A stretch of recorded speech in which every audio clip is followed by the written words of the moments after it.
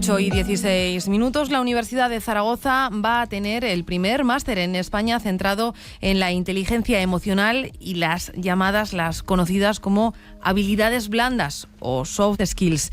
No es algo que se estudie en la universidad o en formación profesional, ni tampoco lo escribimos en nuestro currículum, pero es cierto, y así nos lo indican quienes buscan profesionales, que tener esas habilidades y gestionar la inteligencia emocional nos puede ayudar a superar un proceso de selección laboral o nos puede sacar de él. Ya nos acompañan en los estudios de Aragón Radio Ana Rodríguez, que va a ser la directora de este nuevo máster. Ana, buenos días, bienvenida. Buenos días. Y Sebastián Darpa, que va a ser el codirector de esta formación. ¿Qué tal? Buenos días. Buenos días, Esperanza. La primera pregunta, y para ubicar a los oyentes, hablamos o parece que escuchamos más este concepto, esas habilidades blandas, soft skills, como profesionales en la materia. Me gustaría que nos ayudaseis a comprender en qué consiste, de qué estamos hablando. Muy bien, pues muchas gracias, Esperanza. Cuando hablamos de soft skills, hablamos de un conjunto integrado de 4 aspectos, básicamente de conocimientos, de aptitudes, de actitudes y de valores. Estos 4 puntos lo que hacen es que realmente nosotros tengamos un input a la hora de obtener bienestar y de facilitarnos la vida, como por ejemplo comunicarnos mejor, trabajar en equipo, resolver problemas, tomar decisiones de forma adecuada.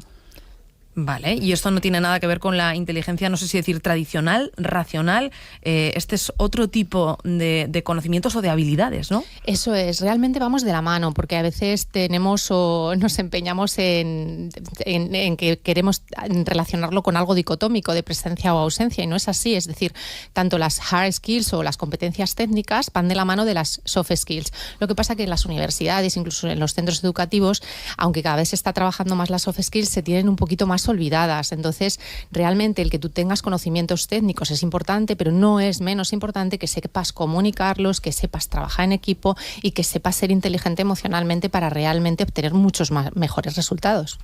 Y con esas capacidades se nace, se adquieren. Hay gente que tiene más predisposición, más capacidad de comunicarse, de ser una persona más social. Esta es una pregunta muy interesante. Quizás la audiencia ahora mismo podría recordar un padre, un abuelo o una abuela que quizás tuviera una comunicación asertiva, quizás fuera un escuchador activo, quizás tuviera una especie de liderazgo o gestionara el tiempo de una forma excelente, o tuviera un pensamiento analítico, o se adaptara a las situaciones de conflicto de forma rápida.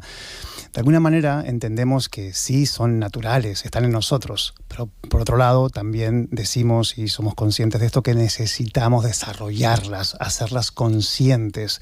Nos gusta decir a Ana y a mí que el éxito y la felicidad no son cosas que pasan, son cosas que haces.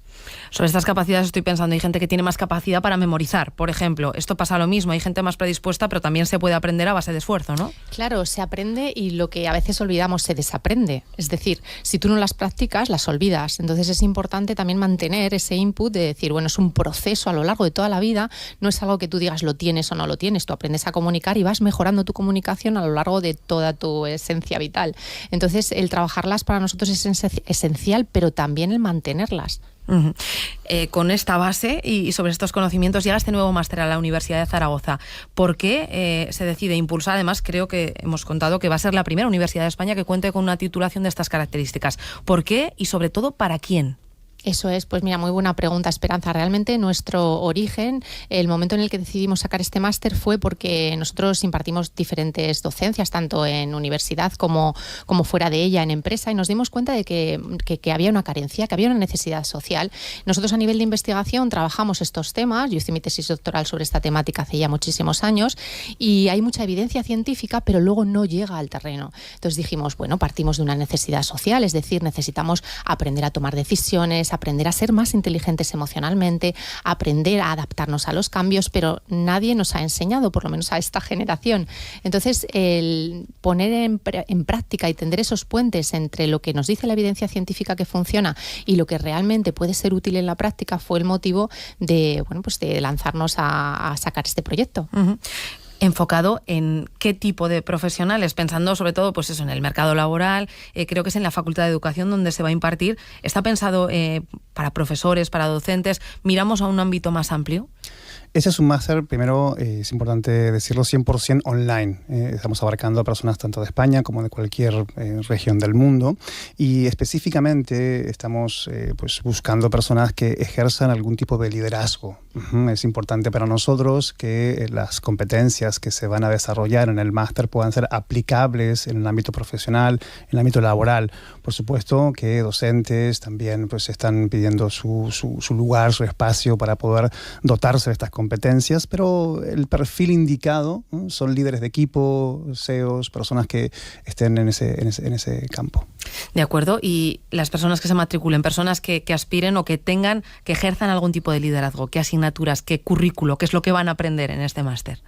Muy bien, pues tenemos dos grandes bloques. Un bloque en el que vamos a desarrollar sobre todo una serie seleccionada de soft skills, basándonos en la programación neurolingüística, en la neurociencia, y vamos a trabajar mucho la comunicación, el trabajo en equipo, la toma de decisiones y la resolución de problemas. Y luego tenemos otro gran bloque en el que vamos a desarrollar la inteligencia emocional desde una perspectiva holística, en la que vamos a trabajar también el mindfulness como herramienta, incluso la parte de espiritualidad. Para nosotros es muy importante tener en cuenta que no solo va dedicado a personas que pueden estar interesadas desde el ámbito de educación, sino también sanidad, empresa, es decir, cualquiera que diga yo quiero mejorar mi proyección profesional y quiero mejorar a mis equipos y para eso me tengo que mejorar yo. Entonces es un contenido realmente muy práctico, pero muy basado en evidencia. Muy práctico, por ejemplo, y sobre todo porque son conceptos algo abstractos. ¿Qué tipo de prácticas, qué tipo de lecciones van a recibir quienes vayan a titularse, ¿no?, en esta formación? Pues mira, las clases se van a emitir 2 días a la semana, van a ser en directo, y entonces los profesores, que la verdad es que nos sentimos orgullosos del elenco de profesionales que forman parte del proyecto, porque precisamente son aquellas personas que leemos y que desde donde sentamos y bebemos la temática en sí, lo que hacemos es distribuir sobre todo la idea de trabajar 2 grandes bloques. Por un lado, la parte teórica, es decir, tiene que haber un asentamiento de qué es esto, cómo funciona, y luego por otro lado la parte práctica. Son clases de 4 horas y entonces en esas 4 horas se van a realizar por lo menos 2-3 prácticas que se van a recoger e implementar en la vida real. Es decir, nosotros queremos personas que realmente se arriesguen y tengan el tiempo suficiente, que son esos 2 días a la semana, para luego proyectar eso y vivirlo. Son prácticas que están muy relacionadas con tanto el ámbito personal, es decir, que los puedes practicar pues con tu familia, con tus amigos, como el ámbito profesional con tu equipo. Es decir, cómo comunicarte mejor, pues saber diferentes estrategias asertivas. No es lo mismo utilizar un pero en una reunión de réplica que utilizar un sí y además. Claro, estas son habilidades, lo decíamos al principio, luego no quedan reflejadas en el currículum normalmente, quién las tiene, quién no. ¿Esto cómo se mide o cómo podemos demostrar este tipo de habilidades en el mercado laboral, me refiero? Pues fíjate, hay mucha más evidencia de la que a lo mejor lo conocemos sobre esta temática. Si nosotros hacemos un cálculo de a qué dedicamos el tiempo, esas 8, 10 o 12 horas en las que trabajamos, y dices, bueno, ¿cuánto tiempo empleo en resolver tareas y cuánto tiempo empleo en relacionarme con los demás? Muchísimas veces el tiempo que tengo que emplear en resolver problemas más personales o interpersonales es más destacable. Entonces sí que dices, bueno, a lo mejor en el currículum no se tiene en cuenta, realmente se tiene mucho más en cuenta porque se dice que te contratan por las competencias técnicas, pero muchas veces te despiden por la ausencia de estas competencias transversales. Entonces cada vez se está teniendo más en cuenta. Hay proyectos, incluso nosotros en la universidad tenemos ahora un proyecto que se llama sello 1+5 y representa cuáles son las 5+1, las 6 competencias transversales que nosotros aseguramos o avalamos, desarrollamos para ese futuro egresado de UNIZAR. ¿Puede llegar a ser tan determinante como para que suponga un sí o un no a la hora de obtener un puesto de trabajo, como para que entre uno u otro compañero sea yo el elegido para quedarme? Estamos en un momento en donde estamos viendo de forma evidente y observable que los índices de estrés, de ansiedad, los índices incluso de depresión o de suicidios han aumentado drásticamente. Esto es una evidencia contrastable. También estamos en un momento en el que este tipo de competencias marcan la diferencia, como bien decías, porque de repente el hecho de saber escuchar activamente, el hecho de poder intervenir en una conversación de una forma asertiva, el hecho de gestionar tus emociones de una forma efectiva. El hecho de saber esperar, eso marca la diferencia. Y por supuesto que hoy en día está muy relacionado con el tipo de liderazgo que se espera en cualquier tipo de organización o empresa. Tal y como lo plantean, son cuestiones que casi ojalá las supiéramos desde bien pequeñitos o fuéramos capaces de entrenarlas, ¿no? Y no llegar al punto en el que pues no sabemos gestionar o tenemos que reaprender este tipo de conductas, ¿no? Sí, además es bonito que sea así. Yo siempre digo que esto va hilado un poco lo que hemos comentado antes, que al ser un proceso y no ser algo que tienes o no tienes, sino que desarrollas, nos da la oportunidad de mejorar y de crecer. Nosotros pensamos que sin formación no hay transformación y que realmente si no estás mejorando, estás empeorando. Si quieres invertir en ti, quieres invertir en tu contexto, quieres invertir en la mejora y en el bienestar, tienes que mover ficha. Y pienso, quienes dicen, aunque la ciencia nos dice lo contrario, que la inteligencia emocional, que todo esto es una moda, ¿qué argumento o qué respuesta tenéis vosotros? Moda. Bien, yo creo que podemos reflexionar sobre esto. La calidad de nuestra vida es la calidad de donde vivimos emocionalmente. Es decir, si una persona está en un estado de apatía, de tristeza, de desgano y lamentablemente muchas veces nos entrenamos en ese tipo de estados emocionales, podemos esperar que más de eso tenga repercusión en nuestro futuro. Por otro lado, si nos entrenamos en competencias como estas inteligencias emocionales de las que estamos hablando, el hecho de poder sentir bienestar, alegría, felicidad, optimismo, está claro que nuestro futuro va a estar plagado de esas emociones. Por eso, repito, la calidad de nuestra vida es la calidad de donde vivimos emocionalmente. Y creo que eso, para cualquier persona que nos esté escuchando, es algo observable y con evidencia en su propia vida. Mañana se va a presentar el programa que, por cierto, llega de la mano de la Asociación Aragonesa de Psicopedagogía, ¿verdad? Eso es, tenemos diferentes colaboradores, la COE, la Asociación Aragonesa de Psicopedagogía, diferentes entidades, porque nos gusta ir de la mano de empresa, de sociedad y de educación también. ¿Dónde y cuándo va a ser esa presentación para, si hay oyentes que nos están escuchando, tienen interés, hay alguien que quiera hacer más preguntas, conocer más detalles? Mañana a las 11:30 de la mañana en la Facultad de Educación de la Universidad de Zaragoza hacemos una rueda de prensa donde vamos a presentar el máster, decir que comenzamos el día 16 de septiembre, que las inscripciones ahora mismo están abiertas, estamos haciendo una preselección de aquellas personas que estén interesadas y bueno, pues con muchas ganas de que personas puedan unirse a este proyecto. ¿Una preselección? ¿Cuántas plazas va a haber? 25 únicas.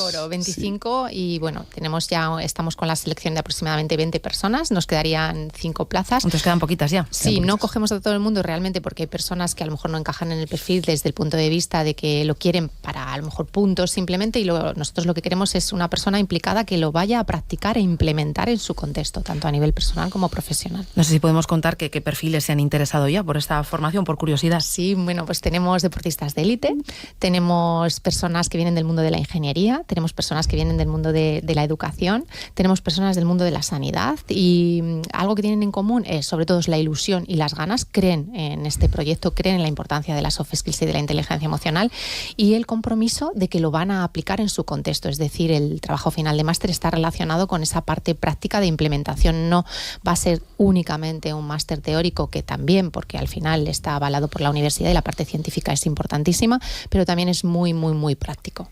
Pues desde luego que interesante, ya lo escuchan, perfiles muy variados, sobre todo coincidieron también en eso, ¿no? En esa capacidad de aplicar lo que vayan a aprender en una situación o en una posición de liderazgo. Eso es. Pues estaremos pendientes y bueno, poquitas plazas quedan ya, pero queda dicho, queda contado. Ana Rodríguez, Sebastián Darpa, muchísimas gracias por haber estado con nosotros y esperamos que esta primera edición seguro que sí sea todo un éxito. Gracias. Gracias a ti, Esperanza. 8 y casi 30 minutos, enseguida abrimos nuestro tiempo de tertulia.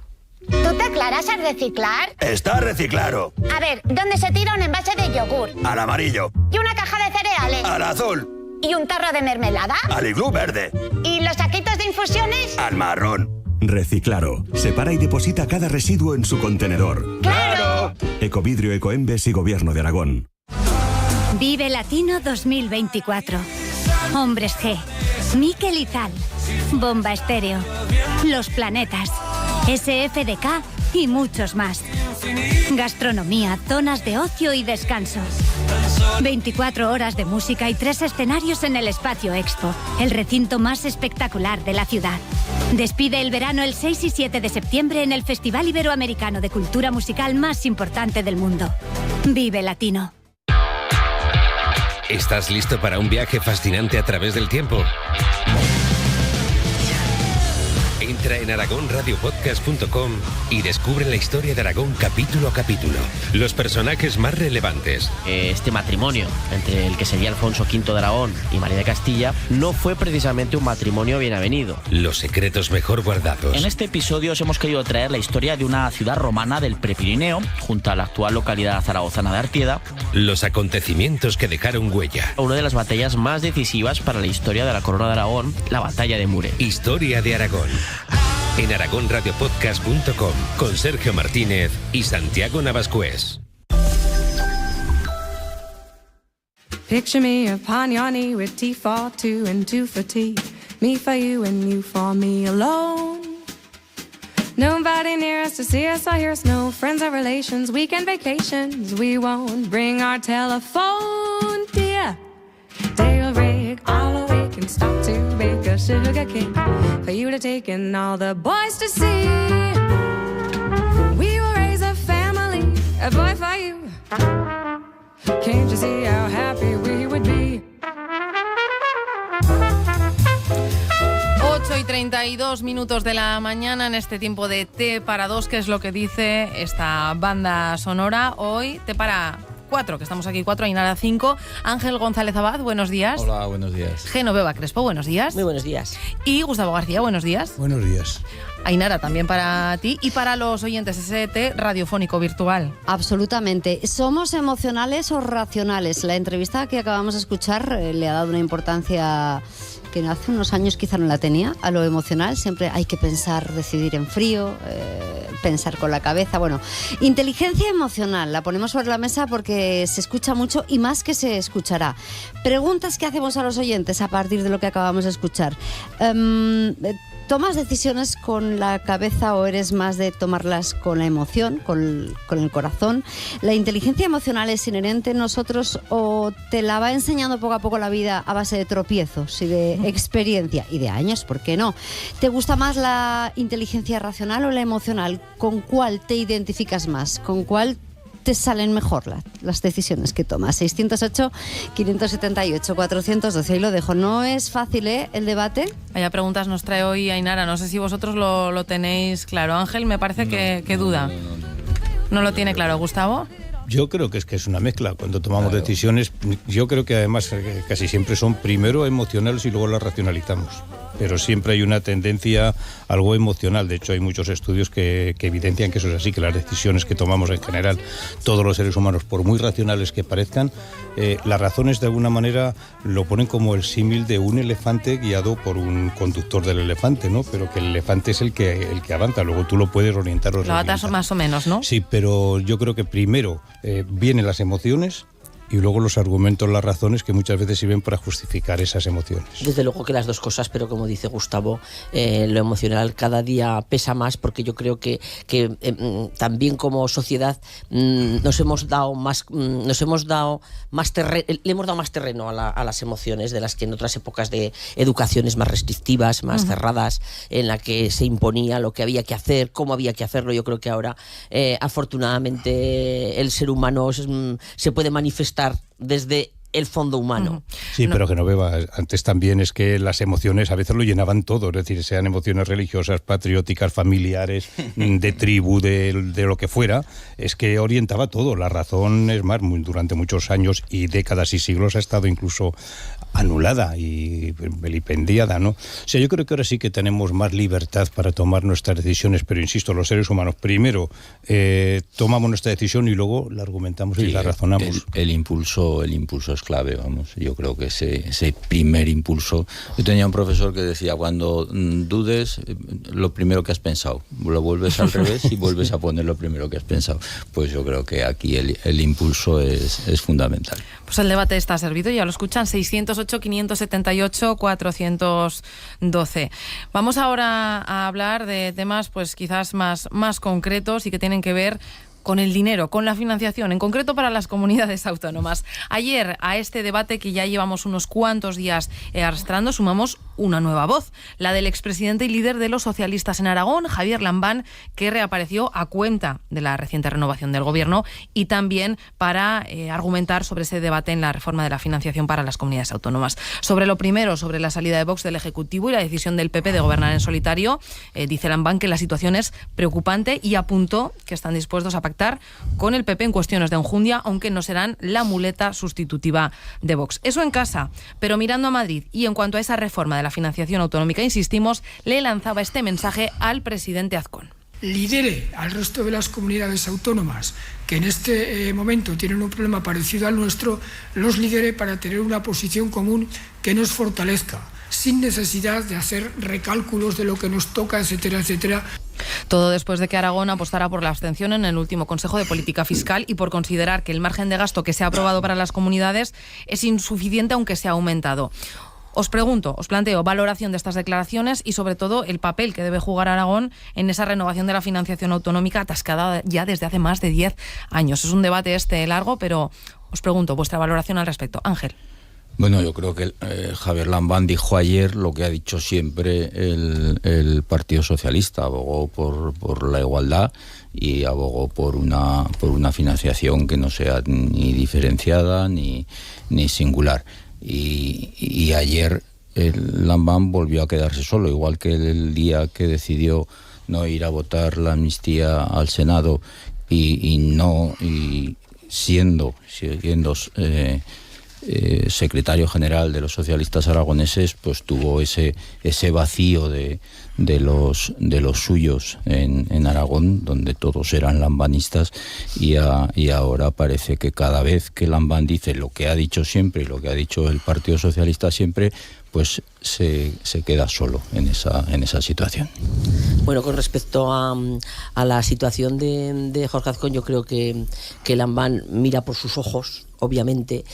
Creo que como ya dijimos la semana pasada en este programa, la salida de Vox para Azcón yo creo que es más una oportunidad que un problema. Creo que le beneficia en muchas variables y obviamente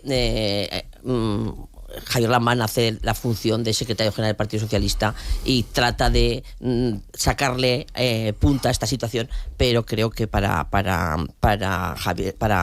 Jorge Azcón lo que ha pasado con Vox le viene bien. Con respecto a la financiación autonómica, pues efectivamente es un problema que viene de muy, muy, muy largo, que no nos ponemos de acuerdo y va a ser muy difícil ponerse de acuerdo, que ahora mismo está encima de la mesa, especialmente por las negociaciones del Gobierno de Cataluña. Por la que enseguida os preguntaré. Si no estuviéramos en este contexto, a lo mejor no estaríamos hablando en los términos que estamos hablando, que el gobierno de Azcón hace bien en ser prudente, porque cuando se tomen determinadas decisiones que se aumenta la posibilidad del déficit, para algunos será más. Cuando que se perdona la deuda, para algunos habrá más perdón de deuda que para otros. Por lo tanto, hacen bien en ser cautos. Pero a la vez creo que también tiene razón Javier Lambán cuando recomienda o muestra su confianza en que si hay alguna oportunidad para las comunidades pequeñas y de interior y con problemas de despoblación, de envejecimiento, con problemas muy concretos, es ir juntos, como ya lo hicieron en los años anteriores con los pactos de Zaragoza y de Santiago. Creo que esos pactos fueron útiles, entre comillas, para tener por lo menos una estrategia común que defender en un entorno difícil y donde las comunidades autónomas con más población siempre tienen más posibilidades de llevarse el gato al agua. Por lo tanto, esa acordada que ya existía de comunidades autónomas, tanto del PSOE como del PP, que unidas por unos problemas comunes, creo que se necesita que siga funcionando para no salir trasquilados y de nuevo perdedores en los repartos de fondos públicos. Bueno, yo coincido contigo en que desde luego lo de la salida de la extrema derecha del gobierno de Aragón se le ha parecido a la Virgen a Azcón, es una suerte tremenda. Ha podido, lo que pasa es que luego la remodelación de gobierno ha ido más allá de esa salida, ¿no? Pero bueno, eso sería otro debate o otras cosas para comentar. Respecto a los comentarios de ayer, bueno, el tono de Lambán, por un lado ofreciendo una política constructiva desde la oposición y pactos de Estado que decía él, pero no coincide con el tono. O sea, es que cuando se ofrecen pactos, y yo creo que este es un buen momento para pactar, fíjate, o sea, pero además por las dos partes, y sin embargo los tonos que se usaron por una parte y por otra no son los adecuados. En este momento sería un buen momento para el pacto, porque ahora, claro, el gobierno de Aragón se queda en minoría y tiene que lograr pactos para aprobar. El pacto de Estado más importante es el de los presupuestos, por decirlo de alguna manera, que a veces pensamos en, yo qué sé, pero el primer pacto de Estado en Aragón sería los presupuestos.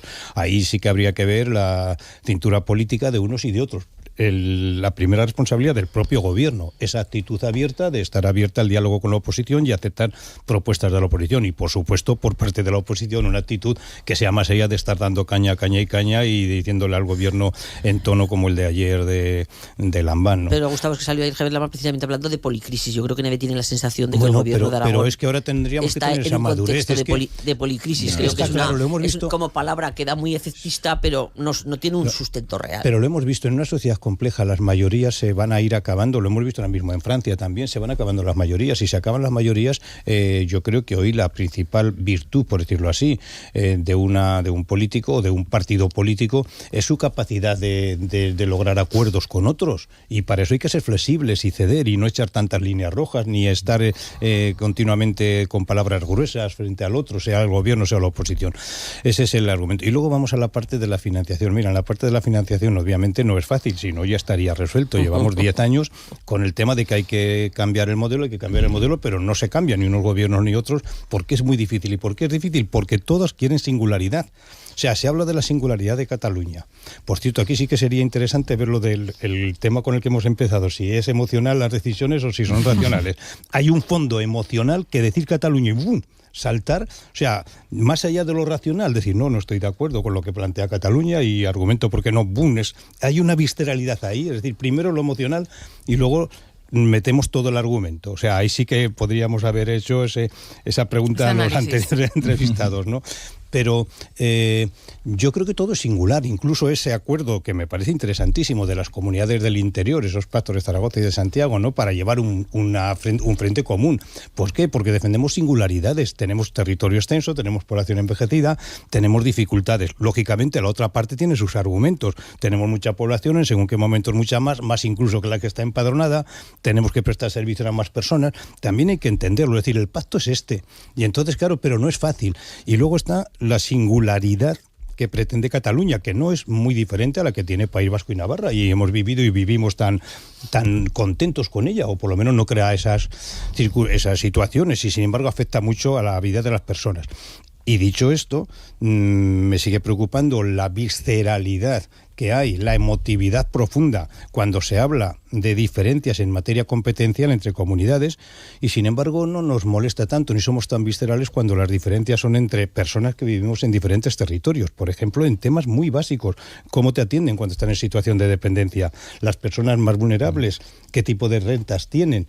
Pues las diferencias son abismales. Por ejemplo, en el País Vasco, en Navarra, más del 50% de las personas bajo el umbral de la pobreza reciben rentas mínimas de inserción. En Castilla-La Mancha no llega al 1%, por decir algo, ¿no? Y en el tema de la dependencia, en unos territorios, en Castilla y León, en un par de semanas, a veces en un mes, te resuelven y te atienden, y en otras comunidades pasa más de un año. Es decir, y sin embargo eso no crea no hay grandes discursos diciendo, y cuando sale una comunidad diciendo que quiere diferencias competenciales, ahí sí, allá nos decimos que está en riesgo la unidad de la patria.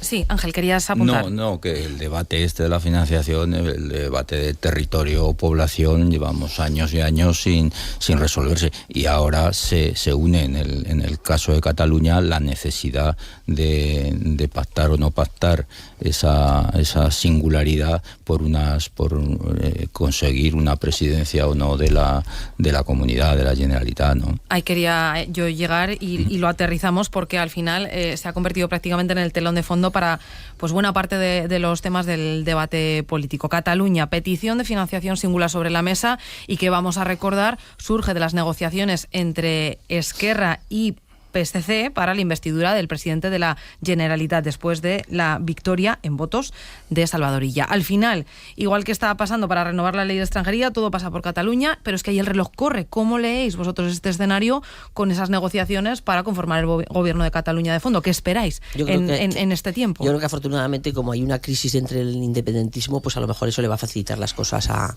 Illa, y efectivamente el asunto económico para Cataluña quizá tengan que ceder en esto. Es fundamental, y algún tipo de acuerdo específico estoy segura de que pondrán encima de la mesa. No sé si tanto la agencia de tributos específica de Cataluña, no sé si gana tanto, pero desde luego alguna singularidad habrá por cómo se aborda el conjunto de la financiación para el resto de España. O sea, es decir, el gobierno está teniendo como una actitud generosa para el conjunto de las comunidades, por lo tanto, seguro que hay una propuesta que no conocemos en este momento, pero que saldrá en pocos días y que podría facilitar la investidura de Illa. Desde luego, la investidura de Illa es lo mejor que le puede pasar a Cataluña. Ojalá ocurra. Necesita sosiego esa comunidad autónoma y que tener sosiego todos los demás, y de todos los presidentes y todos los candidatos que ha habido en estas elecciones, desde luego es el que transmite templanza y el que más voluntades concita desde distintos sectores de la población catalana. De hecho, yo creo que ojalá salga adelante esa candidatura. Y para ello, decías, convencida de que habrá concesiones. Alguna concesión habrá. Sí, pero ojalá, yo estoy de acuerdo contigo en que lo que necesita Cataluña es estabilidad, y eso en un panorama complejo, como decía antes, extraordinariamente complejo. Allí ni hay una mayoría independentista, que no existe, ni hay una mayoría clara no independentista, que tampoco existe. Entonces ahí tiene que haber pactos, y van a ser muy difíciles porque hay posturas absolutamente radicalizadas, posturas del todo o nada, y además posturas con implicaciones personales muy, muy potentes, pues eso, las personas que están en procesos judiciales, que están fuera de España. Entonces yo creo que va a ser difícil. Yo no soy optimista en este tema. Ojalá salga bien. Me alegro de que sean las fechas de verano cuando todo esto se esté cociendo, porque habrá menos presión mediática, menos presión a la hora de tomar las decisiones, que es lo que necesitan, porque encima si hay exhibicionismo añadido de tener que defender en público ante los medios determinadas posturas innegociables de la independencia de Cataluña, no vamos a anunciar, que es lo que estamos acostumbrados, o en el otro sentido de que hay que al que se mueva no sé qué, pues va a ser muy difícil. Yo soy pesimista y ojalá me equivoque, de verdad. Pero... Y creo que unas nuevas elecciones no les van a ir bien al independentismo, porque serían ellos los que sí, pero es igual. Pero y el que provoca las elecciones acaba pagándolo. Son víctimas de sus propios discursos, y si su discurso es intransigente y no vamos a dar un paso atrás y no pasarán, pues si el discurso es ese, pues difícilmente pueden después justificar que por unas cesiones en el tema de financiación o eso, han renunciado a ese discurso maximalista y han hecho presidente a alguien que no está por la independencia de Cataluña. Y luego Esquerra tiene también a su vez una crisis severa con esa campaña de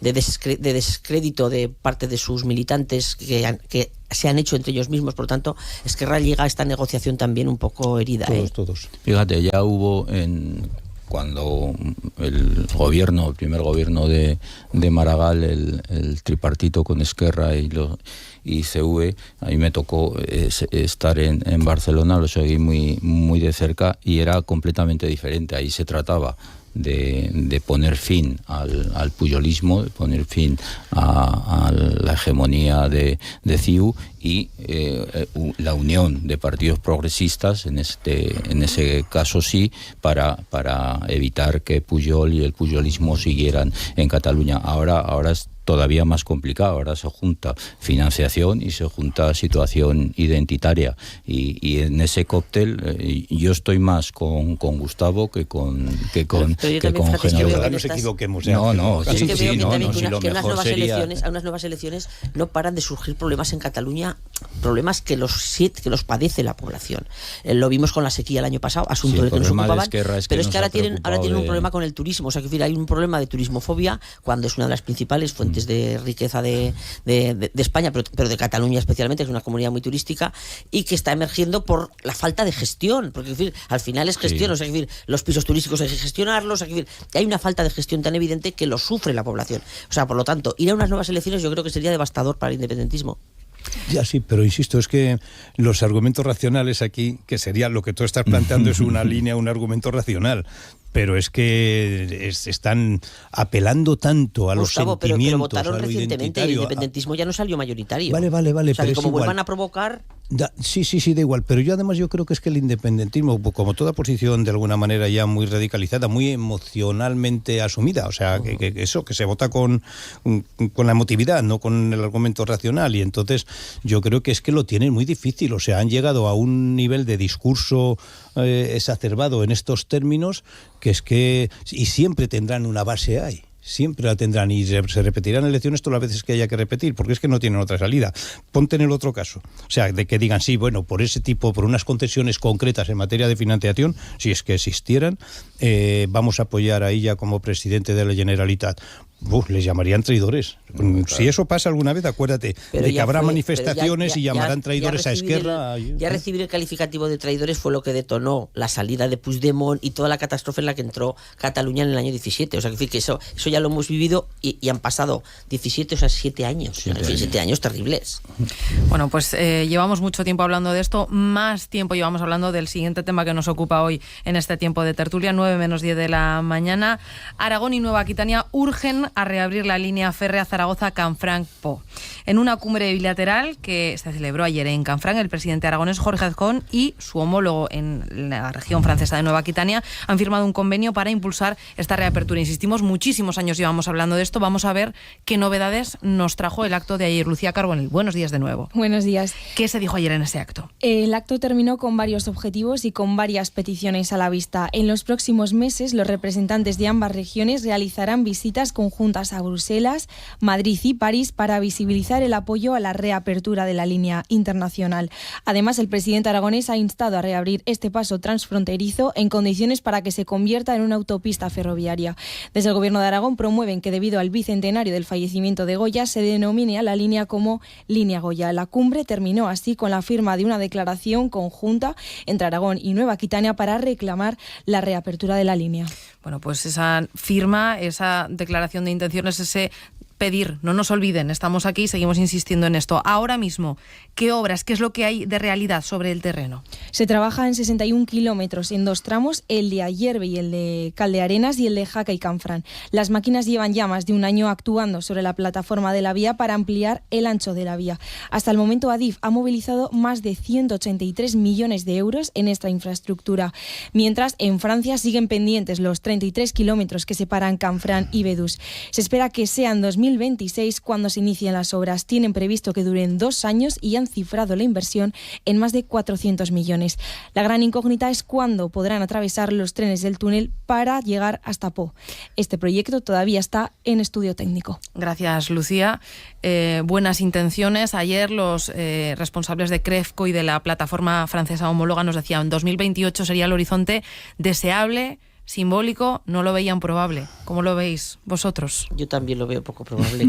Vamos, ese 28 va a ser el centenario, porque ayer esta semana se cumple mañana el 96 aniversario de la apertura de la línea, y yo lo veo con pesimismo.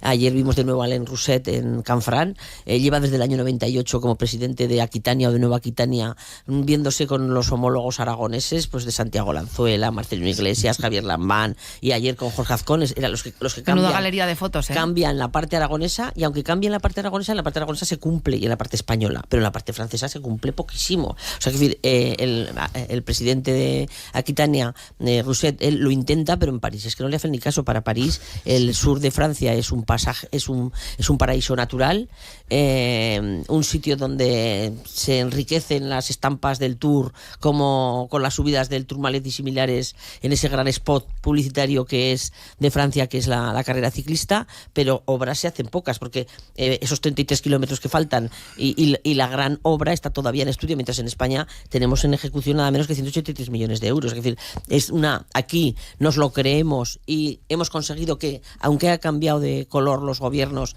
todos hayan empujado, porque este paso fronterizo pues es importante para España, pero importantísimo para Aragón, y en cambio, desgraciadamente, desde París, que es donde tienen que poner el dinero, no lo ven con el mismo interés ni con la misma fuerza. Sí, llevamos más años incluso que con la financiación, y es un sueño un sueño que si lo ligamos no solo al tren, sino al paso por carretera, por la travesía central del Pirineo, pues nos damos cuenta que es un sueño en el que nos han engañado como a chinos. Está el túnel de Somport, una obra que los franceses accedieron porque tenía la mayoría de financiación europea, pero que tú pasas al otro lado del Somport y te encuentras una carretera intransitable con unas curvas que un camión normal no tiene que hacer casi maniobras. Pero es que en el lado de aquí tampoco hay una autovía que llegue hasta el Somport, como se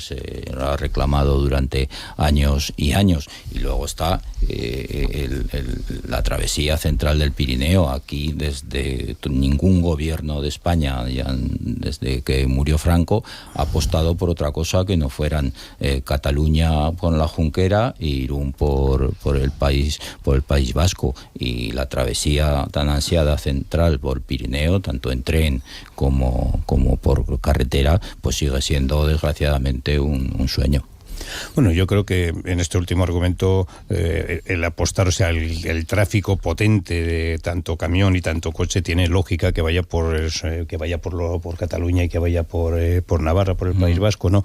Yo creo que tiene lógica, es decir, pues, y además tampoco nos interesa que haya un tráfico tan intenso por la travesía central del Pirineo. Otra cosa es que esa travesía central tenga que estar habilitada y en condiciones. Eso por supuestísimo, y yo entiendo, yo creo que Aragón es el papel que tenemos que hacer. Es muy bueno que sea uno de los pocos temas que sí que hay unanimidad y que un gobierno continúa lo que ha hecho el anterior, eso me parece muy bien. Si algún día se consigue, vamos a echar en falta el tema famoso del Canfranc, porque son de estos temas ya anquilosados. Por la parte francesa, evidentemente, no hay mucho interés, y además a mí me extraña, porque fíjate, en el Pirineo eso como un paraíso natural, que lo es, pues yo creo que un medio de transporte como una vía de ferrocarril, que además es centenaria, que tiene unas características singulares, que no hace falta que tengamos un AVE por ahí. Por eso digo que las dos travesías, las de los dos extremos del Pirineo, tienen unas características y la central tiene otras. Pero dentro de esa característica central, una vía como la del Canfranc es que me parece que sería para las dos partes, para la española y para la francesa, reforzar lo que es la singularidad del Pirineo central, ese espectáculo, ¿no?, de la naturaleza que es el Pirineo central. No sé por qué en Francia hay falta de tanto desinterés, y desde luego el presidente de Aquitania poco pinta, o sea, muchas veces la han renovado, pero es mentira su interés, o realmente es lo que tú dices, tiene muy poco peso, pero bueno. Ayer apuntaban a ese cambio en el gobierno, que veremos a ver si se constituye en Francia, que también allí les va a tocar hablar y mucho de pactos, como lo hacemos aquí en esta tertulia. Sí, no sabemos ni qué gobierno va a haber en Francia. ¿Cómo vamos a saber qué actitud va a tener de los el problemas Canfranc? que tiene el gobierno de Francia, creo que el paso fronterizo con España por Canfranc no va a estar en la primera hoja del cuaderno. Y por cierto, voy a decir otra cosa que a lo mejor no tiene que ver mucho con lo que es el paso en sí mismo, lo del nombre. A mí qué poco me gusta que se llame un aeropuerto Adolfo Suárez, qué poco me gusta que se llame una estación en Almudena Grandes, con todo el respeto, a Almudena Grandes, todo mi respeto, a Adolfo Suárez, todo mi respeto, y a Goya, todo mi respeto. Pero siempre será la estación de Atocha, siempre será Barajas y siempre será Canfranc, la vía del Canfranc. Yo no sé a qué tanta eso de poner nombres y nombres y nombres. Se puede honrar a cualquier personaje, en este caso a Goya, y creo que es un valor que tenemos que poner en alta, pero de eso han de andar poniendo nombres a algo que toda la vida le vamos a seguir llamando como se llama. ¿A qué andamos buscando nombres, de verdad? La estación de Canfranc será la estación de Canfranc. Y la vía de Canfranc, y cojo el canfranero, y de toda la vida. Y dice, no cojo el Goya y me voy por la avenida Goya o por la vía Goya. Yo creo que se quiere aprovechar para hacer de Aragón más la tierra de Goya, pero creo que también tenemos que ser contenidos, porque si le ponemos Goya todo también... Y Madrid, la de Almudena Grandes... Se manosea demasiado el nombre, y quizá haya que tener un poco de contención. Sí, que luego al final los rótulos nos quedan larguísimos. Aeropuerto, Barajas, Adolfo Suárez, necesitamos un letrero enorme, ¿no? Oye, que me voy a coger el avión al aeropuerto Adolfo Suárez no, yo digo, me voy a Barajas, y el otro dice, me voy, llego a Atocha. No, dice, llego a Almudena Grandes. No, llegas a Atocha. Pues lo mismo, pues me cojo la vía Goya, no, me cojo el Canfranero. Me voy por el Canfranc. Claro. Va a ser difícil cambiar ese nombre. Rozamos casi las 9 de la mañana. Enseguida actualizamos toda la información de la jornada, por donde pasan ahora mismo las noticias. Eso sí, vamos a estar muy pendientes del Congreso de los Diputados. Ya estamos viendo en las televisiones aquí en el estudio que ya empiezan a llegar los diputados al hemiciclo, y pendientes del anuncio hoy por parte de Pedro Sánchez de esas medidas con las que se pretende fomentar o defender la regeneración democrática, luchar contra los bulos lo anunció ya allá por el mes de abril, cuando se tomó 5 días para reflexionar sobre si seguía o no al frente del Ejecutivo. Hemos conocido algunos titulares en las últimas horas y enseguida los analizamos, pero enseguida ya están tomando lugar en sus asientos. Esperamos conocer más detalles al respecto. Son las 9 de la mañana.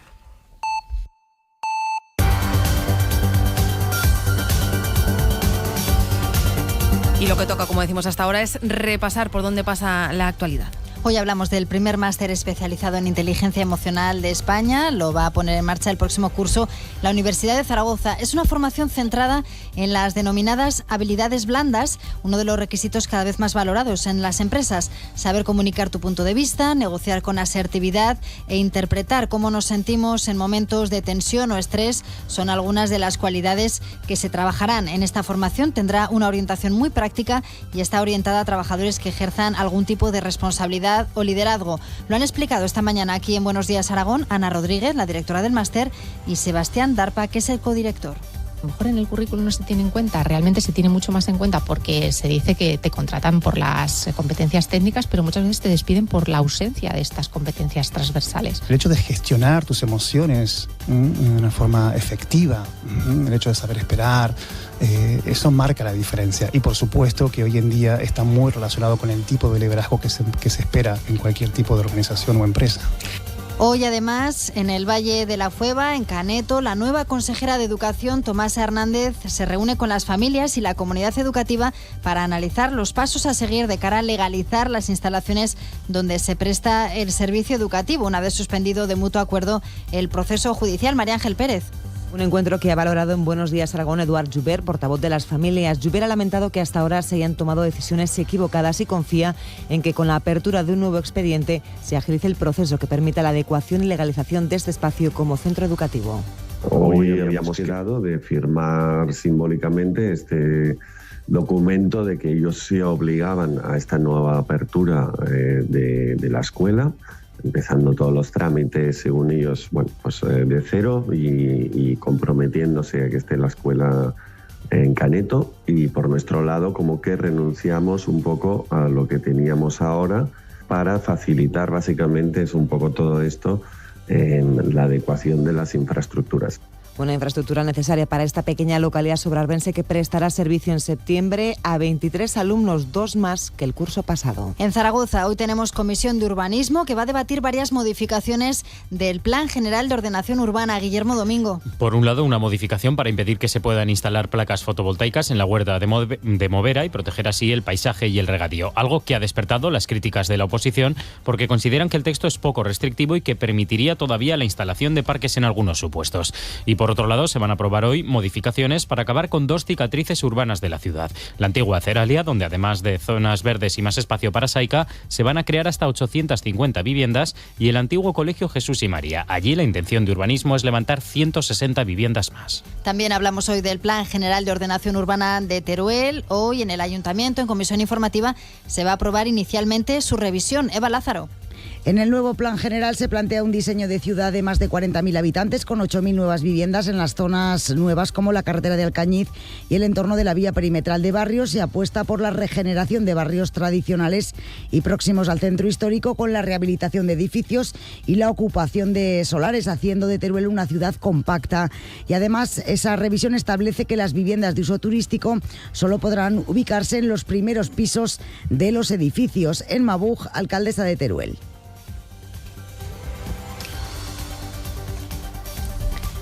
En deportes, el Real Zaragoza continúa con su pretemporada mientras siguen los movimientos en el mercado de fichajes. Javier Cebolla, ¿qué tal? Buenos días. De la ciudad deportiva zaragocista, donde hace apenas 15 minutos ha comenzado la tercera sesión de la semana para el equipo que dirige Víctor Fernández, un entrenamiento que se ha adelantado su horario habitual para evitar las altas temperaturas, algo que también va a ocurrir mañana. El viernes. En lo deportivo, la principal novedad es que el último fichaje del Real Zaragoza, Iván Calero, de momento no se está ejercitando junto al resto de sus compañeros. Se espera que llegue a la capital aragonesa en las próximas horas para mañana reincorporarse al trabajo grupal y además ser presentado como nuevo jugador del Real Zaragoza. Por lo demás, novedades en el entrenamiento. Los jugadores que están en la rampa de salida, Bakis y Bermejo, siguen entrenando junto al resto de los compañeros y siguen al margen tanto Cristian Álvarez como Andrés Borge, que avanzan, eso sí, en su recuperación. La buena noticia del entrenamiento de hoy es que Francho Serrano está trabajando con el grupo. Y nos queda el tiempo. Luismi Pérez, buenos días. Buenos días, un miércoles que va a ser de tiempo tranquilo. Sí que hay algunas nubes que todavía persisten en el sur de Teruel, sur de Huesca también, nubes bajas, que enseguida se van a disipar. Por tanto, este mediodía y tarde el sol será dominante, simplemente entre las cuencas mineras, Andorra, Sierra de Arcos, hacia las montañas del Maestrazgo, crecerán algunos nubarrones esta tarde. Y la mañana, que está siendo algo más agradable que ayer, más fresca incluso, pues acabará dejando paso a una tarde más calurosa que ayer, de 33 a 37 grados ya de máxima. Atención, porque el jueves el tiempo se va a caldear más. Ya la mañana será muy suave y mañana por la tarde primeros 40 grados en la depresión del Ebro. 40 grados que se van a repetir también el viernes y el sábado. Buenos días, Aragón. 9:05 de la mañana, pendientes estamos del pleno en el Congreso de los Diputados, que por cierto ha empezado con un minuto de silencio por los últimos casos de violencia machista, con 5 mujeres asesinadas en el último fin de semana. Y pendientes estamos también de conocer ese plan para impulsar medidas en favor de la regeneración democrática y contra los bulos. A falta de lo que conozcamos en los próximos minutos, la vicepresidenta segunda y ministra de Trabajo, Yolanda Díaz, anunciaba ayer que su formación, Sumar, y el Partido Socialista han logrado un acuerdo para modificar la denominada Ley Mordaza. Díaz explicaba que es una de las medidas incluidas en ese paquete de iniciativas de regeneración democrática que está previsto anunciar hoy. Escuchamos lo que decía ayer Yolanda Díaz. La Ley Mordaza va a ser derogada, acabamos de cerrarlo con el Partido Socialista, y también una ley que tiene mucha importancia, que va a impedir que quienes practicando pseudoperiodismo serán privados de subvenciones y financiación pública. Eso explicaba Yolanda Díaz, que añadía además que se ha pactado con la parte socialista del Gobierno una ley para eliminar la financiación pública de aquellos medios que ha asegurado practican el pseudoperiodismo. Eso decía Yolanda Díaz, matizaba la portavoz socialista Pilar Alegría de alguna manera las palabras de su compañera en el Gobierno. Única y exclusivamente la parte referida a los delitos por injurias. Evidentemente, hacer efectiva esta modificación será después también de escuchar y debatir con el resto de los grupos parlamentarios y de los grupos políticos. Esto es efectiva, entenderán que este paso y estos pasos son absolutamente necesarios para llevar, como le digo, y para hacer efectiva esa modificación. Bueno, pues ayer estos primeros titulares, pendientes estamos de lo que pueda dar de sí ese acuerdo. Me gustaría saber cómo valoráis esto primero, estas declaraciones de ayer, y qué esperáis de este plan que ya anunció Pedro Sánchez allá por el mes de abril.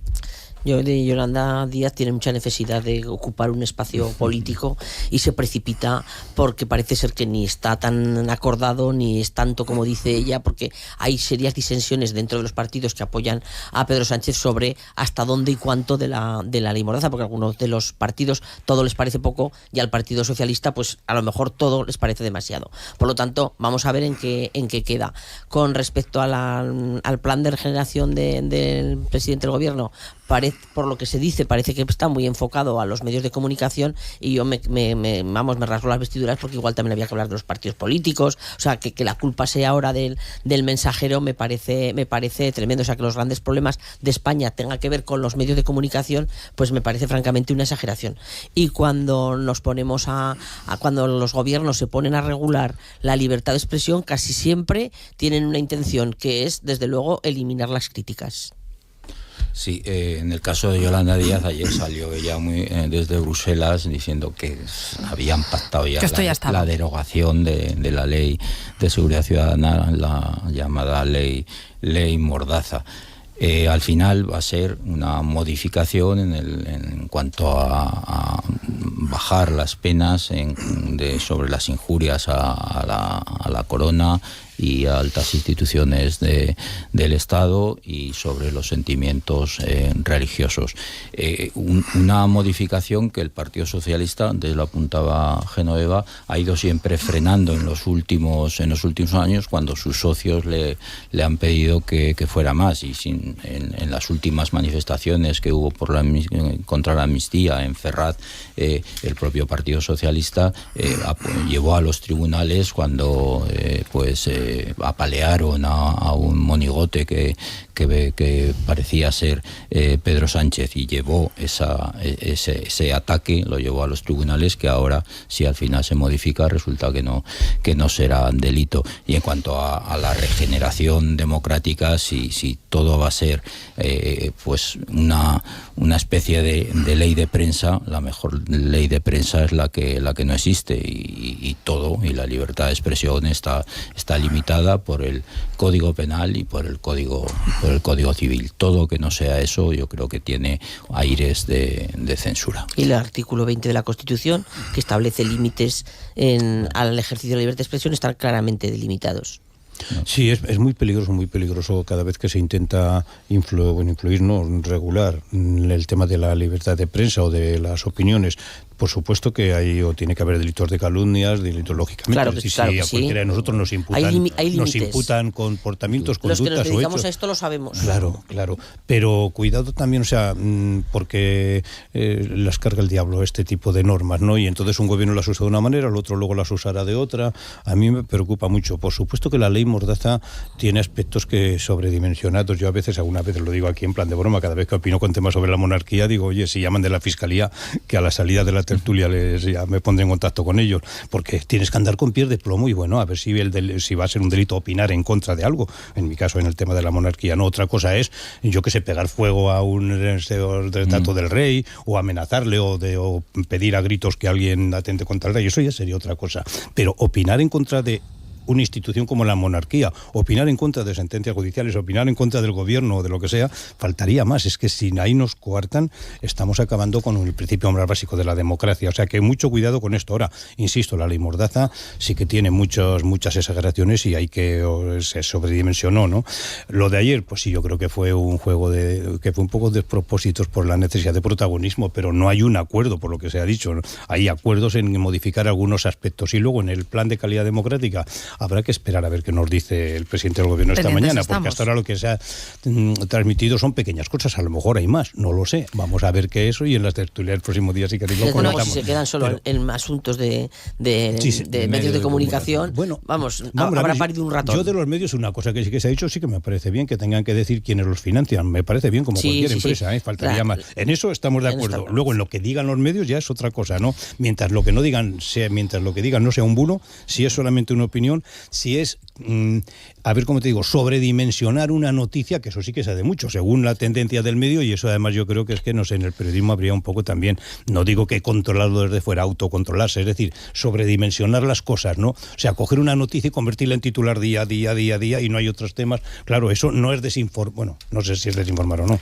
9:12 de la mañana, veremos a ver qué sale de ese anuncio, que por cierto es un texto que todavía no está cerrado, explicaban desde el gobierno, tendrá que ser negociado con el resto de los grupos. Pero vamos a seguir hablando de comunicación y de periodismo, porque hoy aquí en Zaragoza se va a dar a conocer el resultado de una encuesta sobre la comunicación en la era del mayor número de canales y la contradictoria soledad que sienten muchas personas. Es un macro sondeo elaborado por la Fundación AXA, Metroscopia y la organización Periodismo 2030. Inara.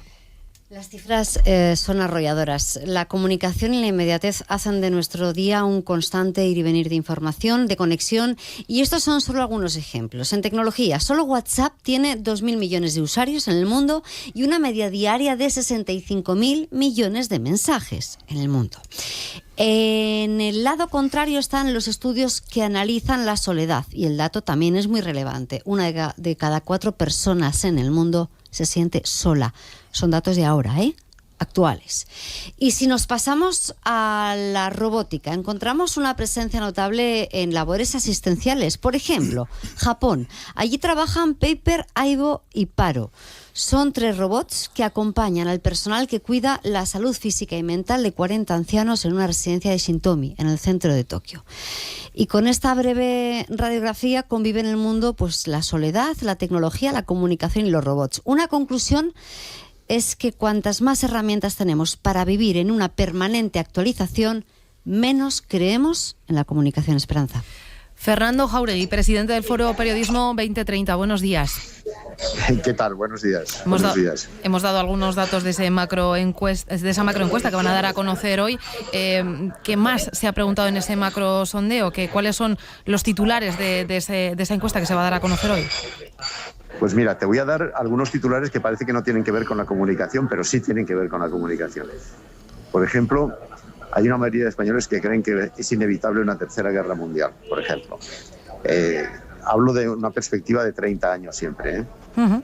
La mayor parte cree que los ataques informáticos van a desestabilizar la economía, que va a haber una guerra. Esa tercera guerra mundial de alguna manera se sugiere que va a ser una guerra en las ondas, no una guerra con bayonetas y botas militares, pero sí una guerra.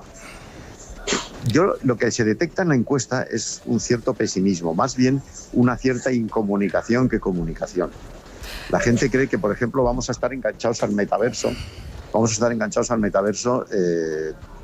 durante mucho tiempo de nuestra vida, de nuestras vidas. Y la gente cree que, por ejemplo, las enfermedades mentales van a ser las que van a requerir más consultas. Pero esto es en el que hacía 30 años. Esto es realmente contradictorio en tiempos de redes y de inmediatez, como decía ahora nuestra compañera Inara. Pues espera que te voy a dar otro dato que no lo sacamos en la encuesta pero tenemos la tabla, la cuento aquí, pero no lo sacamos en la encuesta. Una mayoría de la gente, 62 o 63% quizá, piensa que el suicidio va a ser la forma más frecuente de muerte de aquí a 30 años. Que es un tema que yo creo que cambiará. Ese es un paradigma que cambiará, porque mucha gente, claro, lo que piensa es que nuestros últimos años de vida van a ser unos años pues de dependencia, de malestar físico extremo. Y esto con el envejecimiento activo y bastante progresivo y mejorado que estamos teniendo, seguramente ese dato cambiará. Pero de momento ese dato está ahí. Quiere decir, nosotros lo que detectamos es más pesimismo que optimismo y más derrotismo que euforia, por ejemplo, en temas como la inteligencia artificial aplicada a la comunicación o las redes sociales, ¿no? Y con esta realidad, señor Jáuregui, ¿qué papel jugamos nosotros, los medios de comunicación y el periodismo? Pues contradictorio, porque la gente, cuando tú le preguntas a la gente, pero esto ya, como ya nosotros ya hemos hecho varias encuestas con la Fundación AXA y con Metroscopia, ya nos lo sabemos, ¿no? Cuando tú preguntas a la gente por el papel del mediador o del mensajero, el mensajero siempre se la carga, todo lo hace mal. Exageramos. De eso estábamos hablando ahora. Estamos en el clickbait, lo que estabais hablando ahora mismo, sí. Pero luego, a la hora de la verdad, cuando tú haces unas preguntas, cuidado, las encuestas tienes que hacer preguntas de varios sentidos para ver un poco por dónde va la orientación real. Pues a la hora de la verdad reconocen que el papel de los medios de comunicación en la ordenación de la sociedad es absolutamente fundamental.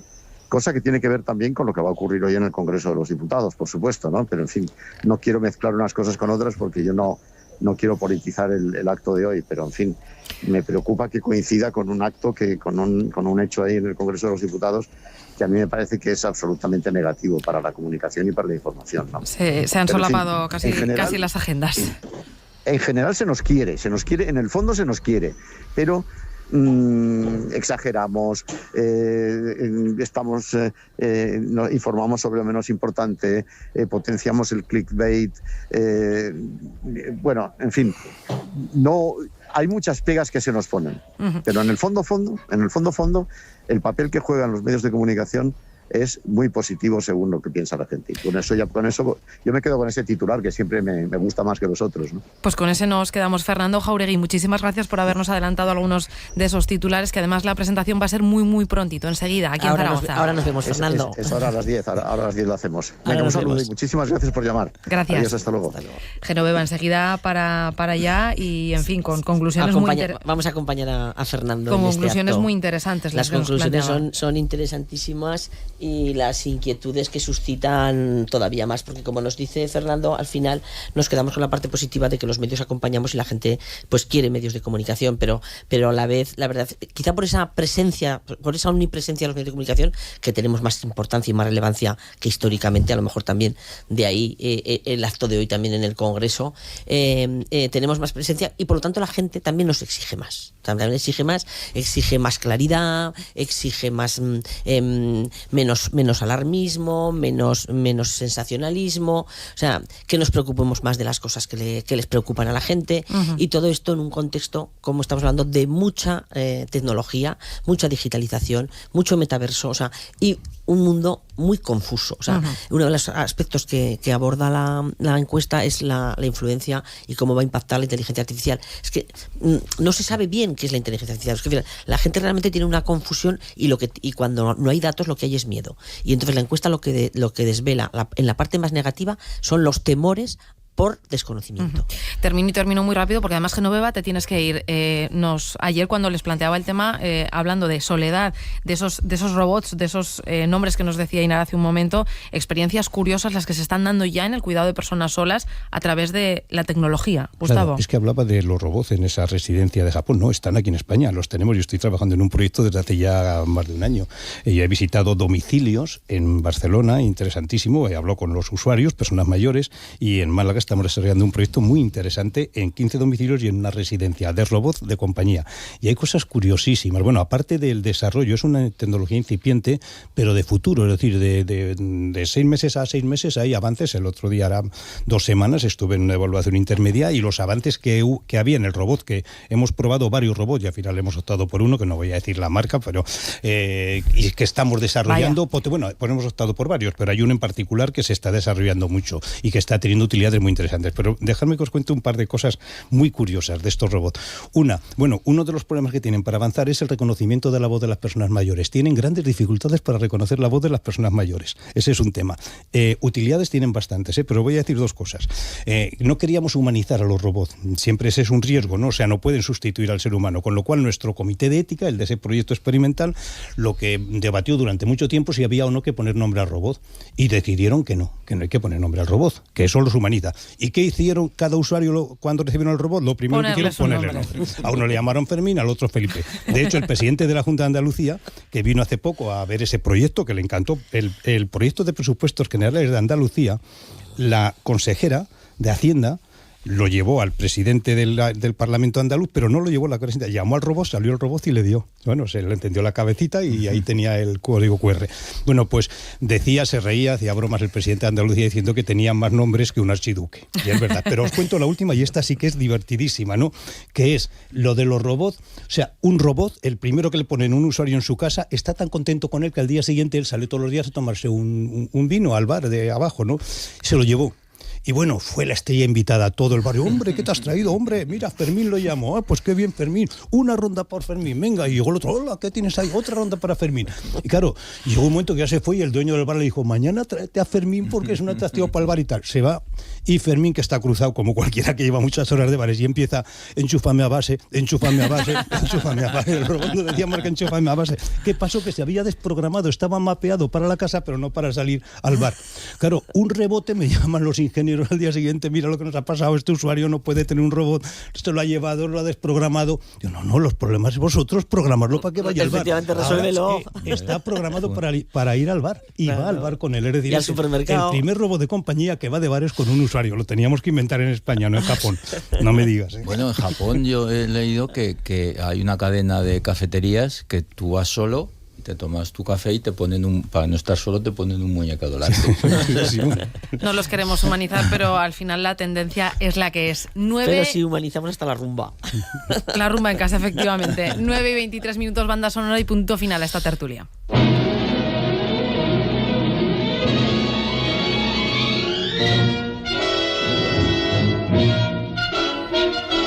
Y esta banda sonora merece una explicación, yo creo que desde el principio. Genoveva, explícanos. Bueno, mis compañeros de tertulia casi hasta lo habrán reconocido. Es la banda sonora del Cuarto Poder, de Humphrey Bogart, esa película maravillosa sobre los periodistas, la importancia del periodismo, que los que tenemos un largo recorrido pues añoramos otros tiempos con otras maneras de hacer en las que las redes sociales no influían tanto en el trabajo, y sí una manera más tradicional de hacer las cosas.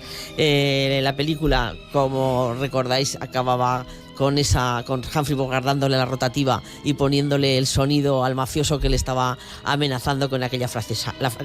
Es la rotativa y usted no puede hacer nada contra ella, nada, ¿no? Pues en fin, esos tiempos, ese periodismo que no queremos que decaiga, que cambie la tecnología, que tengamos más herramientas, que tengamos más recursos, pero que el espíritu siga siendo el mismo, que es el de contar lo que pasa, contarnos lo que pasa, hacerlo desde el compromiso, preocuparnos de los desfavorecidos, es decir, cumplir, hacer de control del poder, denunciar los abusos, o sea, lo que ha sido siempre el periodismo, y sin que nos vengan con nuevas leyes, que eso ya lo han intentado muchas veces. Pues aquí lo dejamos por hoy. Genoveva Crespo, Ángel González, Gustavo García, muchísimas gracias por haber estado con nosotros en esta tertulia de miércoles. Gracias. Adiós. Gracias, adiós.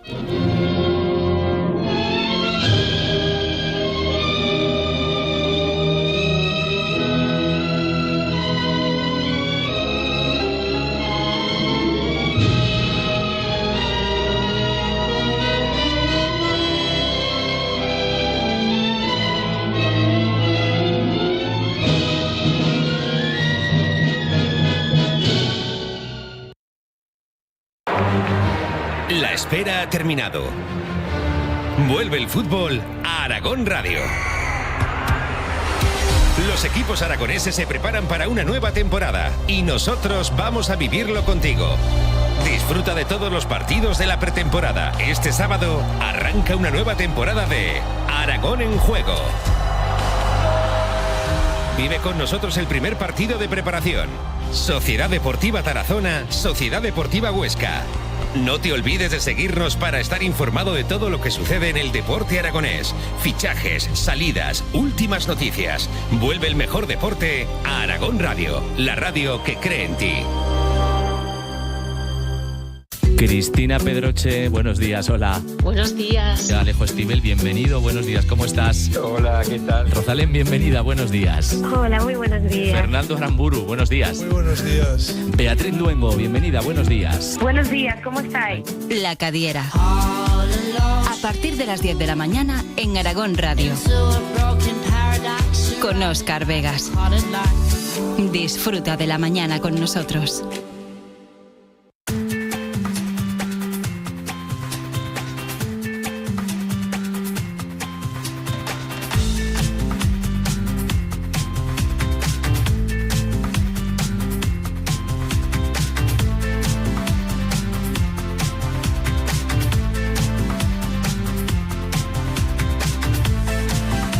Y casi 27 minutos de la mañana, vamos con nuestro tiempo de deportes y muy pendientes del Real Zaragoza, que a esta hora, ahora enseguida nos contará Javier Cebolla si con mucho calor o no, se entrena en la Ciudad Deportiva y lo hace con caras nuevas en la plantilla. Javier, buenos días de nuevo. ¿Qué tal? Buenos días. Pues no ha habido calor porque uno de los objetivos de que hayan adelantado el entrenamiento es eso, evitar las altas temperaturas, esa ola de calor que has mencionado antes. Eso es. Y la plantilla, eso que se ha entrenado esta mañana en la Ciudad Deportiva zaragocista, está entrenando en estos momentos. La principal novedad es que Francho Serrano se ha reincorporado al trabajo grupal y el que no ha estado es un Iván Calero, al que ya hemos escuchado como zaragocista en los medios oficiales. Hola zaragocistas, soy Iván Calero y me paso por aquí para deciros que estoy muy contento de poder estar en vuestra casa, así que deseando llegar a la ciudad y que empiece todo. Pronto nos vemos, un abrazo. No ha estado en el entrenamiento Calero, que se espera que llegue en las próximas horas a Zaragoza, como también seguimos pendientes de que se incorpore al Real Zaragoza el serbio Samet Bahdar. Eso en cuanto al Real Zaragoza. Hoy es el último día de preparación en Benasque de la Sociedad Deportiva Huesca antes de volver ya a la rutina. Eso es, termina su puesta a punto en el Pirineo con mucho protagonismo del trabajo físico. Ayer estuvieron todos los jugadores disponibles, hoy veremos si también puede contar con todos Antonio Hidalgo. Última sesión, lo dicho, en tierras pirenaicas, y después el técnico Antonio Hidalgo, que va a comparecer ante los medios para hacer balance de este primer tramo de preparación antes de volver a Huesca. Ayer el que hablaba era Joaquín Muñoz. Supongo que a ellos también les motivará venir a Huesca, ¿no? Al final nosotros somos un club que no sé si hace 7 o 8 años hemos estado 2 veces en primera división, sabemos las cualidades que nosotros también tenemos. Al final ellos son equipos con mucha historia y se les respeta, pero que esta liga es muy competitiva, o sea, cualquiera le puede ganar a cualquiera y cualquiera puede bajar, porque a la vista está lo que ha pasado. Hablaba Joaquín de la exigencia de segunda división esta temporada. Para hoy, como decimos, escucharemos al míster Antonio Hidalgo. Bueno, pues eso en el fútbol de casa. Vamos a seguir hablando de fútbol, pero en este caso vamos a volver a mirar a Europa. Hablamos de la selección femenina que termina su preparación para los Juegos Olímpicos y lo hace con victoria. Sí, 2-0 frente a Bélgica, con los goles de Aitana Bonmatí en la primera mitad, de Tere Abelleira al final del partido, y con este triunfo se rehace el amargo sabor de boca que se le quedaba a España al caer derrotado frente a la República Checa en su último partido. Así vio el encuentro la seleccionadora Montse Tomé. Hemos vuelto a ganar, hemos vuelto a conseguir la victoria y este partido se han hecho muchas cosas bien. Valorar también que ha habido mucha expectación, se ha batido aquí en Riazor el número de espectadores y que esto pues también nos ayuda en los momentos que necesitamos esa ayuda. Por cierto que Montse Tomé no contaba ayer con Salma Parayuelo en la convocatoria, arrastra unas molestias físicas, no hizo el último entrenamiento antes del partido ni tampoco se vistió de corto ante Bélgica por precaución para llegar en plenas condiciones a la cita olímpica que comienza en apenas 9 días. Precisamente la selección masculina, que también va a los Juegos Olímpicos, también está ya trabajando otra vez para preparar nueva cita. Eso es, la selección absoluta ya está de vacaciones merecidas. Ahora el equipo de Santidenia trabaja duro a 9 días de que comiencen esos Juegos. En el entrenamiento de ayer, además, los futbolistas recibieron una visita especial, la del seleccionador, que antes de irse de vacaciones, Luis de la Fuente, les transmitía un mensaje de ánimo y confianza para luchar por la medalla de oro.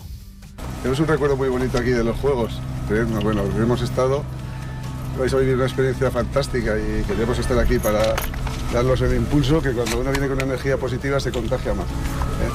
Así que disfrutarlo y lo jodido ya sabéis que me equivoco poco. Que vais a ser campeones olímpicos, lo sabéis, ¿no? Vais a ganar la medalla de oro, seguro, y me equivoco poco.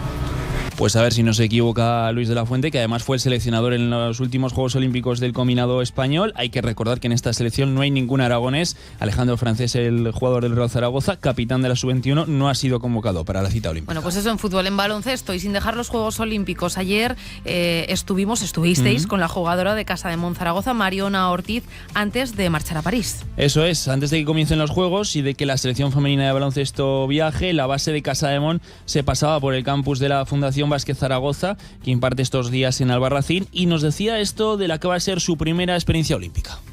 Yo, mucha ilusión. Al final estoy súper agradecida por la oportunidad que me dio Miguel. Estoy súper agradecida de estar ahí, súper agradecida de poder disfrutar de unos Juegos Olímpicos y la verdad que con muchas ganas de estar ahí y darlo todo. Hay que recordar que la otra jugadora de Casa de Mon, Nerea Hermosa, ha sido cortada, no va a estar en la cita olímpica, mientras que la zaragozana Cristina Ubiña tampoco estará, en este caso, eso sí, por decisión personal. Y cerramos con el equipo masculino. Ayer la Liga Endesa reveló las fechas del calendario de la temporada. Eso es, arrancará con la Supercopa los días 21 y 22 de septiembre en Murcia. El equipo de Fisac comenzará la competición doméstica el fin de semana del 28 y 29 de septiembre. A mitad de curso, del 13 al 16 de febrero del 2025, la ciudad de Gran Canaria acogerá la Copa del Rey, y la última jornada de la Liga regular será el fin de semana del 29 y 30 de mayo. Por otro lado, en clave europea, ayer también sabíamos que el Casa de Monzaragoza será uno de los 10 cabezas de serie en el sorteo de grupos de la FIBA Eurocup, que se celebrará el próximo viernes a las 11 de la mañana. Javi Cebolla, muchísimas gracias, y a recuperarse del calor, no mucho, pero algo habrás pasado. Eso sí, un abrazo, adiós.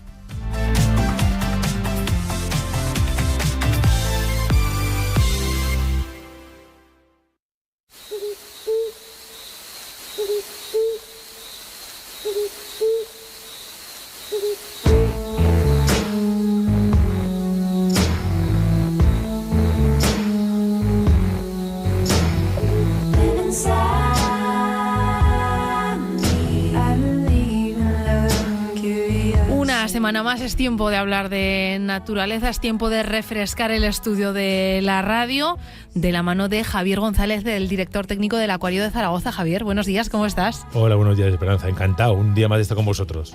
Fresquito aquí en la radio, y en el Acuario me imagino que también, ¿cómo está yendo el verano? Pues sí, la verdad es que ya tenemos el verano avanzado mes de julio, y realmente es una maravilla porque tenemos un índice de visitas superior al del año 23, ya estamos claramente a niveles de pre-COVID, la gente, y lo más importante, es que el público que viene a visitarnos, que en verano cambia bastante, deja de ser tanto de Aragón, empieza a ser más de fuera de la comunidad, sale encantado. El discurso educativo y de conservación que le queremos trasladar, el público lo coge con agrado. Tenemos instalaciones nuevas, pueden ver un laboratorio de cría de rana pirenaica que el público puede ver desde el exterior, donde se observan los renacuajos, las ranas ya metamorfoseadas. Y yo disfruto mucho viendo a los niños disfrutando del acuario y aprendiendo de la diversidad y de la naturaleza. Me lo paso pipa. Qué bien. Bueno, igual que nos lo pasamos nosotros en este espacio, aunque hoy nos toca hablar de un tema, no sé si decir espinoso, porque estamos hablando de tiempo de verano, de vacaciones, y aquí entran en juego, pues bueno, unos compañeros de vida que muchas veces, pues quizás yo diría, no se tratan como deberíamos, las mascotas. Así es. Cada vez más mascotas, yo diría, en los hogares. Creo que los datos avalan esta afirmación que yo digo. Y el verano es un momento en el que no sabemos qué hacer con ellas muchas veces, o los dueños no saben qué hacer. Esto pasa, esto que yo cuento, Javier. Pues el otro día, ahora mismo no tengo el dato exacto, pero leí no hace mucho que ahora mismo hay más perros que nacimientos de niños en España. Y es verdad que lo comentamos con nuestro sociólogo, es cierto. Y tú lo has comentado ahora muy bien, no sabemos qué hacer con las mascotas. Es que esa es un poco la circunstancia, Esperanza, que hay que saberlo hacer cuando la adquieres. O sea, una mascota es un ser vivo. Es un compromiso. No quiero compararlo ni mucho menos con un hijo, o sea, no sería un estúpido decir es como un hijo, no. Es un ser vivo que le quieres, que forma parte de tu familia, que le tienes un cariño enorme, y es verdad que hay muchas personas que tienen hijos que dicen es como un hijo para mí, y seguramente que lo sientan así. Yo creo que es porque no tienen hijos. Yo que tengo hijos y mascotas, la quiere mucho tu mascota, pero un hijo... Pero la circunstancia es que las personas, por esa falta de sensibilidad, por esa falta a lo mejor de cultura animal, que en otras zonas de Europa existe, cuando llegan, según qué mascotas, cuando llega el verano, entienden que deshacerse de ella, que no supone ningún tipo de problema, que el animal como que deja de sentir, como que deja de sufrir, y te puedes deshacer de ella. Y eso es bastante dramático porque, fíjate, el año pasado se abandonaron solamente de perros y gatos 250.000 animales. Madre mía. Eso divides entre 365 y son 700 animales diarios que unos dueños mal informados, desensibilizados, poco respetuosos con los seres vivos, lo hacen de forma casi natural, que eso es lo más dramático, que lo normalizan, abandonar a un ser vivo. Claro, dices solo perros y gatos y todo lo que vendrá, porque las mascotas ya las hay de todas las especies, prácticamente. Eso es otra de las circunstancias a las que nos enfrentamos en el Acuario de Zaragoza. Los perros y los gatos tienen una cobertura más o menos municipal en los servicios municipales que pueden atender esos abandonos de la mejor manera que pueden. Pero el mascotismo se ha extendido a lo que llaman animales exóticos, a tener pájaros exóticos, a tener peces exóticos, a tener reptiles, a tener anfibios, y eso genera dos circunstancias. Un problema para la administración, que no sabe cómo mantener esos bichos y no dispone de instalaciones ni de la formación. Y un segundo problema muy serio es que muchas de esas especies, si son abandonadas en el medio, lo cual es un delito penal, artículo 333, un delito penal, si son abandonadas en el medio, pueden causar gravísimos destrozos para la biodiversidad.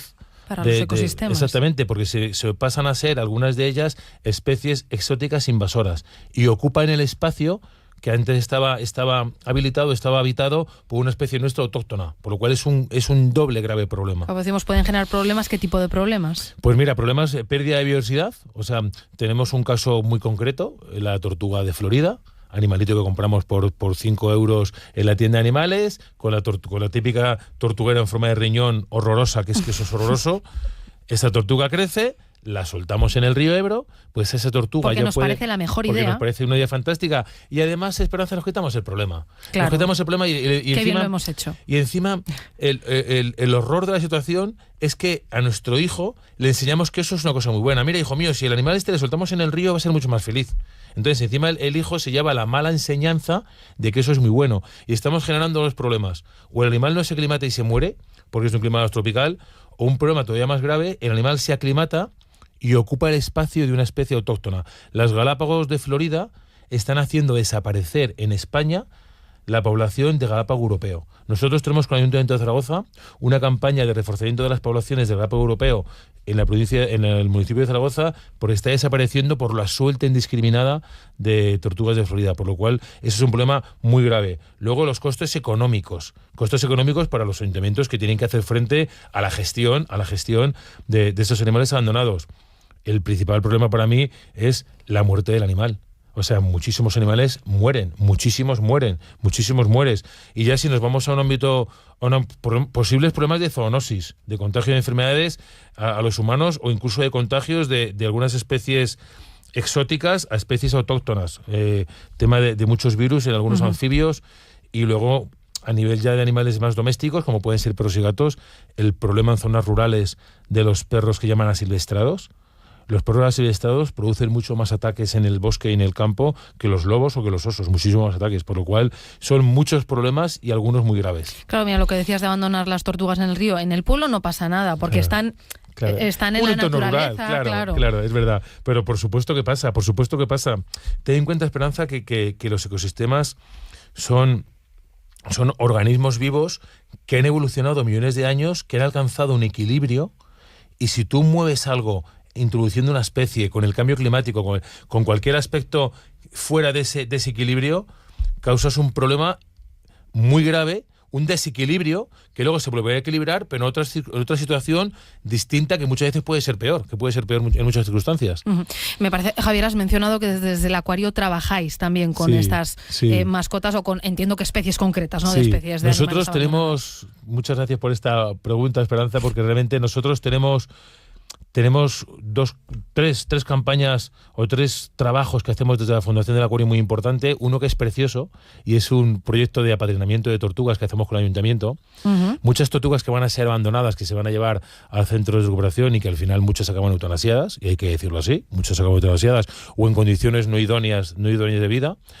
Nosotros las apadrinamos y las mantenemos en condiciones óptimas de salud y de bienestar en el Acuario de Zaragoza, y además hacemos el Día del Padrino, que viene, lo tuvimos la semana pasada o hace 2 semanas, y es extraordinario, porque vienen los niños con los abuelos, con los padres y algunos adultos, cogen a su tortuga de la instalación, la leen el chip, porque la chipeamos, la pesan, la miden, en el caparazón le ponen una marquita que se llama chula, que se llama... El otro día estaba viendo lo que vinieron compañeros vuestros de Aragón Televisión, maravilloso. Esa campaña de apadrinamiento es muy interesante y no dejamos de concienciar a la sociedad y de salvar la vida, o al menos el bienestar, de 50 o 60 ejemplares. Y luego hacemos otras 2 cosas muy interesantes, te lo comento rápidamente: campañas de concienciación con el Ayuntamiento. Hacemos en verano una campaña de no abandono de mascotas, y hacemos en Navidades una campaña muy importante de los animales no son juguetes, no regales animales. Hacemos esa campaña de concienciación. Y una tercera actividad que hacemos, tenemos un convenio de colaboración con el Gobierno de Aragón y con el Ayuntamiento de Zaragoza, y somos centros de acogida de animales abandonados. Entonces, cuando una PN se encuentra una serpiente, o se encuentra una tortuga, o se encuentra un animal exótico que entiende que no puede ser ubicado en instalaciones municipales o en centro de operación, lo trae al acuario y nosotros lo acogemos y le damos la mejor vida posible, e incluso en función de la circunstancia y de la especie tratamos de poderlo acomodar en algún otro zoológico de España y de fuera de España, y dentro incluso de comunidades de congéneres de la misma especie, si es un animal que vive en grupo, para pensar siempre en el bienestar de esos animales. Pues un trabajo interesantísimo, tanto como la información que nos trae cada semana Javier González, el director técnico del Acuario de Zaragoza. Muchísimas gracias por haber estado con nosotros una semana más. Esperanza, gracias a vosotros, y nos lo pasamos pipa viniendo aquí a hablar de bichos y tratando de poner ese granito de arena en la concienciación de mantener la biodiversidad.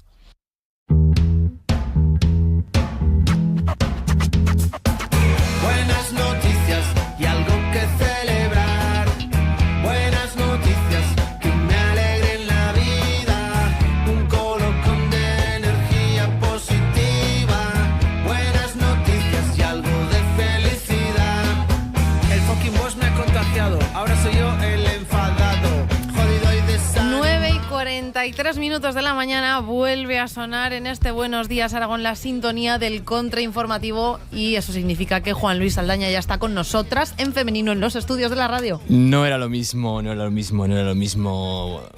Despierta Aragón, ¿cómo se llama esto? Buenos días Aragón. No era lo mismo, ya no me acuerdo ni el nombre, no era lo mismo sin mí, lo sé, pero por eso he venido a a poner orden, a dar Juan un Luis, puñetazo ¿qué en tal, la mesa. ¿qué tal tus vacaciones? ¿Cómo Muy estás? bien, me he portado bien, he viajado lejos y he vuelto renovado y feliz.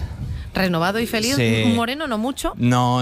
Has cuidado tu He piel, seguido eso la está muy Eurocopa bien. como algunos de este programa. Como algunos. He tenido que madrugar, no dormir para ver los partidos de España, pero he sobrevivido. Y bueno, en fin, la vuelta fue muy dura, llegué reventado, fui a la Plaza España, luego no sabía dónde estaba, he tenido un bajón, pero luego me quedé viendo también la Copa América, una cosa muy loca. Ya Pero se paró una Ha cosa con dicho- otra. Ha dicho, no era lo mismo este programa sin mí. ¡Hombre! Y la pregunta es, ¿y es el mismo programa sin el que se fue a la Eurocopa y no volvió? Nah, eso no se nota. Hombre, yo creo que los oyentes notarán. Aunque yo sé que la gente automatiza mucho eso de darle al play o encender la radio, poner la aplicación, lo que sea por la mañana. Sí, es un poco como el médico. Sí, lo haces, pero hombre, aunque solo sea que es voz masculina, femenina, digo yo que algo notarán. Dirán, esta chica que me da Bueno. los buenos días, ¿quién es? Esta ¿No? música. No, pero que al final te acostumbras. Es como cuando vas al médico y el médico no está. Dices que vine y no estaba. Eso dice mucho la gente, ¿no? Sí. Y entonces, pues hay otro médico o Tal doctora cual. que te atiende, ¿no? Y Tal entonces cual. dice, no, es que esto le pasa a mi padre, que yo sé cuánto que es médico, y decía a mi padre, es que soy hijo de madre y también tengo vacaciones. Pues esto le pasa a De Sola, que tiene también el tío que descansar, ¿no? Merecidas también, merecidas. No sé si merecía regular. Bueno, no comentemos este tema Pero y vamos bueno. ya a lo mollar. Vamos, me gusta esa expresión. A mí también. Vamos a hablar de cosas que os habéis dejado porque estáis aquí siempre con lo mismo, tal, que si para aquí, que si para allá, y no os centráis en lo importante, y para eso estoy yo, para traer Es que lo además que no hoy es importante. Canfran, financiación Y- autonómica, esto ya viene... A ver, En fin. el Canfran llevamos hablando siglos de él, ¿eh? Hay que hacer algo ya, no sé si poner Pues una del siglo bomba o pasado. acabarlo, una de las dos. Pero yo cuando era becario en Heraldo de Aragón, vino la directora y me dijo, oh, qué bien os lo paséis aquí, porque estábamos en cultura ahí debatiendo sobre una cosa de danza. Y entonces nos miró con tristeza y me dijo, ahora yo me voy a escribir sobre el Canfran. Fíjate. Y dije, qué duro es esto. Corazón. Qué losas tenemos en Aragón, pero el Canfran es más que una losa, ya es como una piedra ahí. Es un sueño, horrible. que es más bonito. Vamos a hablar de cosas más divertidas.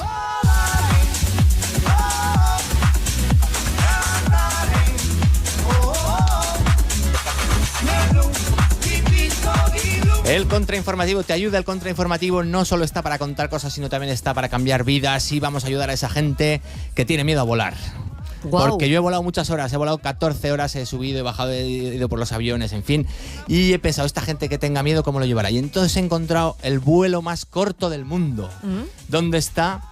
Pues te lleva de la isla de Westray a la isla de Papa Westray, que es un vuelo que dura 2 minutos. Son dos islas escocesas, las Islas Orcadas. No Arcadas, sino Orcadas. Y vale 20 euros, 17 libras esterlinas. Me parece barato, pero claro, si cuentas el minuto sale 10 euros. Entonces, bueno, es barato, pero no tanto. 20 a ver. euros cruzar un charquito. Sí, o sea... Proporcionalmente, ir a Baleares, el charco es mucho más grande y puede salirte por 20 euros, ¿eh? Sí, solo caben 8 en el avión y ya está. Desde que te montas hasta que llegas, 2 minutos escasos. Esto es aludir a un hit del verano, pero no podrían haber hecho un puente. Sí, pero es que ahí el puente va caro y estos son 4. El combustible va baratísimo. Y luego tienen un ferry, pero el agua vaya. está muy, muy, muy revuelta. Y se marean. No, tú te montas en el ferry y puedes acabar en Cuenca. O sea, Ya. aquello no va bien. El Ya. ferry no, el oleaje es complicado. Entonces, bueno, pues aquí, el que quiera no tener miedo, que vaya a Escocia. Y es el vuelo comercial más corto del mundo, 2 minutos en el aire. ¿Tú lo cogerías? Yo sí, rápidamente. Además, pero de ida y vuelta, ¿no? Yo creo que sí, que igual sin bajar. Bueno, es que además, si miráis las imágenes, se ve una orilla perfectamente. O sea, se ve la orilla de frente perfectamente. Entonces, claro, da como para echarse al agua, pero luego engaña. Y el agua es que está muy revuelta. Entonces, sí. Con el tobogancico ese que te cuentan en las... Exacto, ¿no? Como tobogán exacto. acuático. El amerizaje también tendría su aquel, ¿no? Ha habido problemas, vamos a amerizar. Hombre, planea un poco, que son 2 minutos. Aguanta un poquito. Exacto, aguántame y fuérzame el aterrizaje. Por eso, entonces, si alguien tiene miedo, que se desplace a Escocia Me y se parece pille bien. este avión, 20 euricos, y dices, bueno, he pasado miedo, sí, venga, otra vuelta. Es un poco como las ferias. Venga, Las ferias están ya casi rondando estos precios. Un entrenamiento, va. Y es verdad, ¿no? Como ¿vosotros sois subiros a la paellera de las ferias? No. No. Me mareo, pero como una Eso cosa es lo máximo. horrible. ¿Cómo es la canción? Yo de era. El indio no sé qué, ¿cómo es eso? Ahora no me acuerdo. Sí, pero es buenísima. Cuando termine el programa te cuento una cosa de eso. Comanche. No. Pues el otro Pero día eso no nos- es la olla, esos son los toros. Esos son los toros, es verdad. Por otro vi una chica en la olla que se mantenía increíble. ¿Habéis visto esas imágenes? No. Pues eso hay que estudiarlo. Es que has estado sin venir y nos perdemos estas cosas. He estado fuera. Vamos a hablar de árboles, que es lo que toca ahora.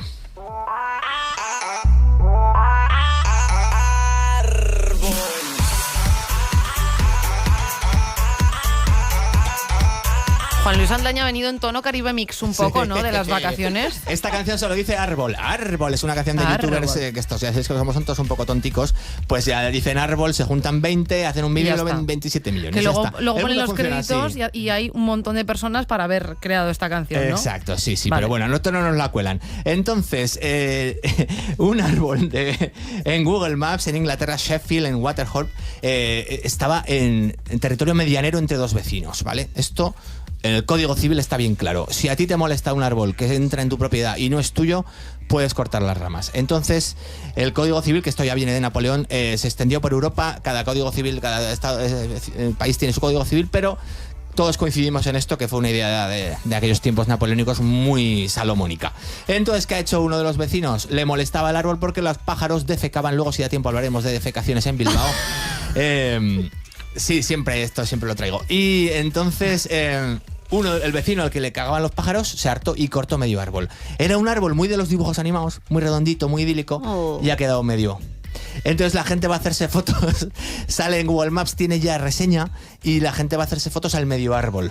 Y está tan majo que se está convirtiendo en un icono de un sitio, pues esto, así un barrio, un suburbio de Sheffield, tampoco va mucha gente allí, y ha quedado muy bonito. Y queda muy simétrico con las casas. Es la típica cosa que luego será el escudo de la ciudad. Sí. Pondrán el medio árbol, ¿no? Sí. Es como un poco el corazón partido. A mí me ha recordado la carrasca de Lecina, el mal que dieron y dimos aquí con aquel árbol milenario, y también me ha recordado. A mí me ha recordado una noticia que una vez también de estas de contrainformativo, de un matrimonio que se separó y decidió partirlo todo en dos, incluido el coche.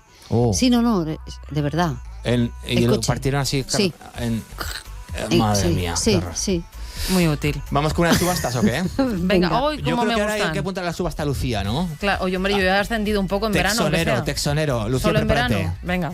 Hace muchos años, antes que los elefantes, había en la tierra otros habitantes. Con datos y acertijos deberás adivinar el nombre. ¿Comprarías un dinosaurio? El fósil que va a ser subastado hoy por la casa de subastas Sotheby's vale 4 millones. Se encontró en Colorado y la puja va a comenzar en 3, pero se espera que llegue a los 4. ¿Te apunto, Lucía? Yo creo que no. ¿Sabes qué pasa? Que es que siempre quedamos con subastas y tal, apunto a la esperanza. Claro. Le he apuntado también a unas prácticas de monja, también le he apuntado... No me han llamado, ¿eh? No, ya, porque te hiciste la loca en la entrevista de WhatsApp. No disimules. Y luego también le apunté en un viudo brasileño que buscaba novia y también no tuvimos respuesta. Entonces, bueno, tú... No le convencí. Yo creo que tienes que venir aquí abierta. Claro. Abiertamente. Sí, ¿no? Sí, y yo te voy apuntando a cosas, ¿vale? ¿Me das una autorización? ¿Me lo recomiendas, Esperanza? Sí, A aprendes Esperanza muchísimo. no le ha ido mal, mira, y... Y a Ainara no las ha apuntado a a mí nada. no me ha apuntado a nada, no quiero preguntar por qué. Ainara calladica, Pero qué favoritismos, ¿no? Sí, no. Es que Ainara es más guadiana, viene y a veces Sí, está, a veces no está. Sí, tienes razón. Y el día que le iba a apuntar de monja se fue una cosa de esto de, ¿cómo se llama esto? De seguridad de las empresas y eso rollos Prevención de riesgos laborales. prevención de riesgos laborales. ¿Qué riesgo vais a tener aquí conmigo si estáis en la gloria, madre mía? En fin, entonces, el dinosaurio, 4 millones de euros, 4 huesos, pues esto es una cosa para ricos, ¿no? Venga, pónmelo ahí en la esquina que así fardaré. Pero bueno. Pues en Teruel somos muy ricos. Sí, exacto. Pero que muy ricos. Pero una cosa así, vale 4 millones un dinosaurio pequeñito, a ver. ¿Cuánto valdrá uno grande? Vamos a monetizarlo de Teruel. Ojo usted, que igual cerramos el chiringuito y lo ponemos a la venta. No. Como te escuchan los de Teruel. Venga, me voy a venga, Teruel, dale otra. me voy que a le están Teruel. escuchando. Dinópolis, quiero ver. Si vas a Dinópolis... Aprendas a querer y así podrás saber cómo es el cielo viviendo en mi casita de papel.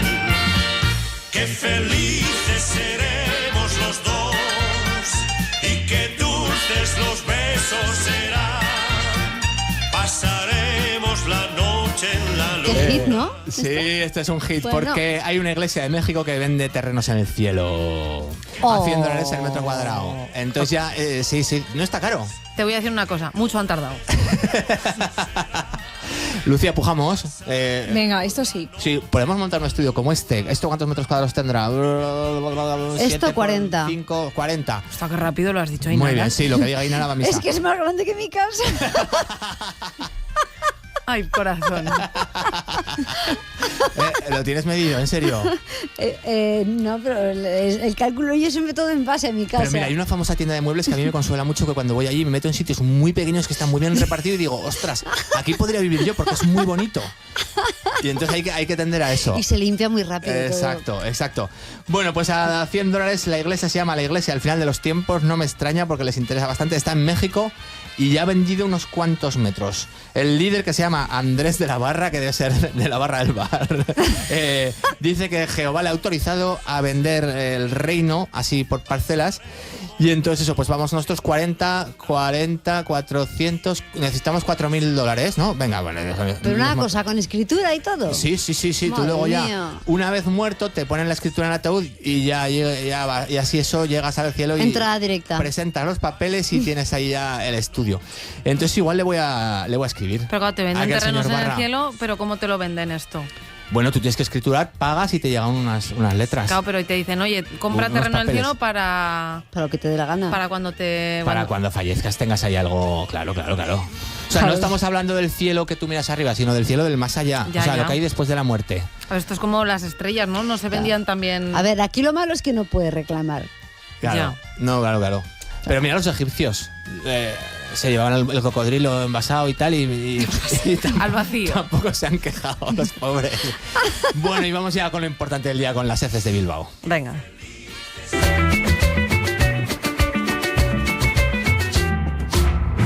En una empresa de Bilbao te pagan por defecación. Puedes hacerte rico a 35 euros la sesión.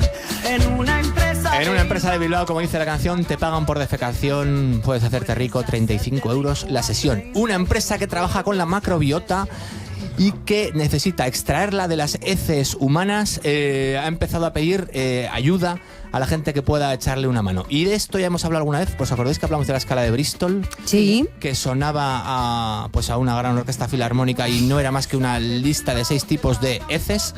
Pues tienes que presentar una escala de Bristol 3, 4, 5, el 5 ya está mal visto, para poder participar. Entonces, con tus heces cogen la macrobiota y consiguen un medicamento interesante para la gente que se ha hecho resistente a los antibióticos. Entonces, es Pero una... que hay es un banco de heces, ¿no? Sí, tienes que ir a la empresa que está en el Polígono Tecnológico de Bilbao y vas allí, tienen ya preparado todo. Lo tienes que hacer ahí. Tienes que hacerlo allí, sí. No puedes llevar. No la puedes máquina. llevarlo. Tienes que dejarlo allí, por eso te pagan a 35. Entonces, claro, hay gente que Pero está entonces echando- tú no sabes cuándo... Tienes que medir. Entonces ellos, por las molestias, por los desplazamientos y demás, te ofrecen eso, 35 euros por las molestias, pero bueno, al fin y al cabo tú vas echando cuentas, dices, entre que voy y tal. La Siempre autopista ha está estado muy el cara, truco ¿eh? de café y cigarro, esto lo Pero sabéis, ¿no? tienes que estar Café y muy cigarro, o ¿os sea, sabéis esto? tienes que- Muñeco de barro. Entonces, Lo dejo en el aire, pero ya que estoy lo termino. no se puede fumar ni beber. Entonces, claro, ya el café y cigarro no funciona. Pero bueno, hay trucos. Hay máquinas de café que te llevan directamente allí. Y entonces luego ya el CEO, porque esto es una noticia muy interesante de la ETV, el CEO, después de hablar con buenas palabras, acaba diciendo unas palabras vasca que dice, con un churrungo estándar nos conformamos. Churrungo. Eso viene a decir el hombre. Entonces, bueno, 35. Una empresa de Bilbao te pagan por defecación, 35 euros la sesión. Me suscita muchas preguntas esta noticia, tantas como querer saber lo que nos van a contar hoy en la cadillera. Teresa Cano, buenos días. Buenos días, ya me estaba dando un poco de asquete esta conversación, ¿eh? Que aparte tampoco sé si es verdad todo lo que cuentas, Es Aldaña. totalmente cierto. Yo sí, siempre tengo Me fuentes. pasa como con los gandules que me cuentan cosas y digo, no, me están timando. Fuentes me están fiables, tomando el fiables. pelo. Pero bueno, Todo me creeré contrastado. lo que dices, Aldaña. Hoy nos van a dar a nosotros trucos para detectar esos bares o restaurantes que dices esto es para turistas. Por ejemplo, si te ofrecen de desayuno paella. Mal. O si hay combinación sushi bravas. Si hay o un los montón- baños como indicador de calidad. Y las bandericas estas de todos los idiomas de... El menú en todos los error. idiomas. Vale. Las fotos de los platos combinados. Bueno, y los helados. Que luego, los helados. ¿en qué se quedan? Y luego también vamos a tener copla, que hoy nos A va a ver. hablar Ana Martín Villegas de rumores, de cotilleos y cómo se ha reflejado en la copla. Pues así nos despedimos, seguimos escuchando La Cadiera y este Buenos Días Aragón, ya con Juan Luis Saldaña en el carro. Vuelve Ole, mañana. mañana Nos vuelvo. despedimos. Hasta mañana, oyentes. Adiós. Adiós. Adiós. Tu rojo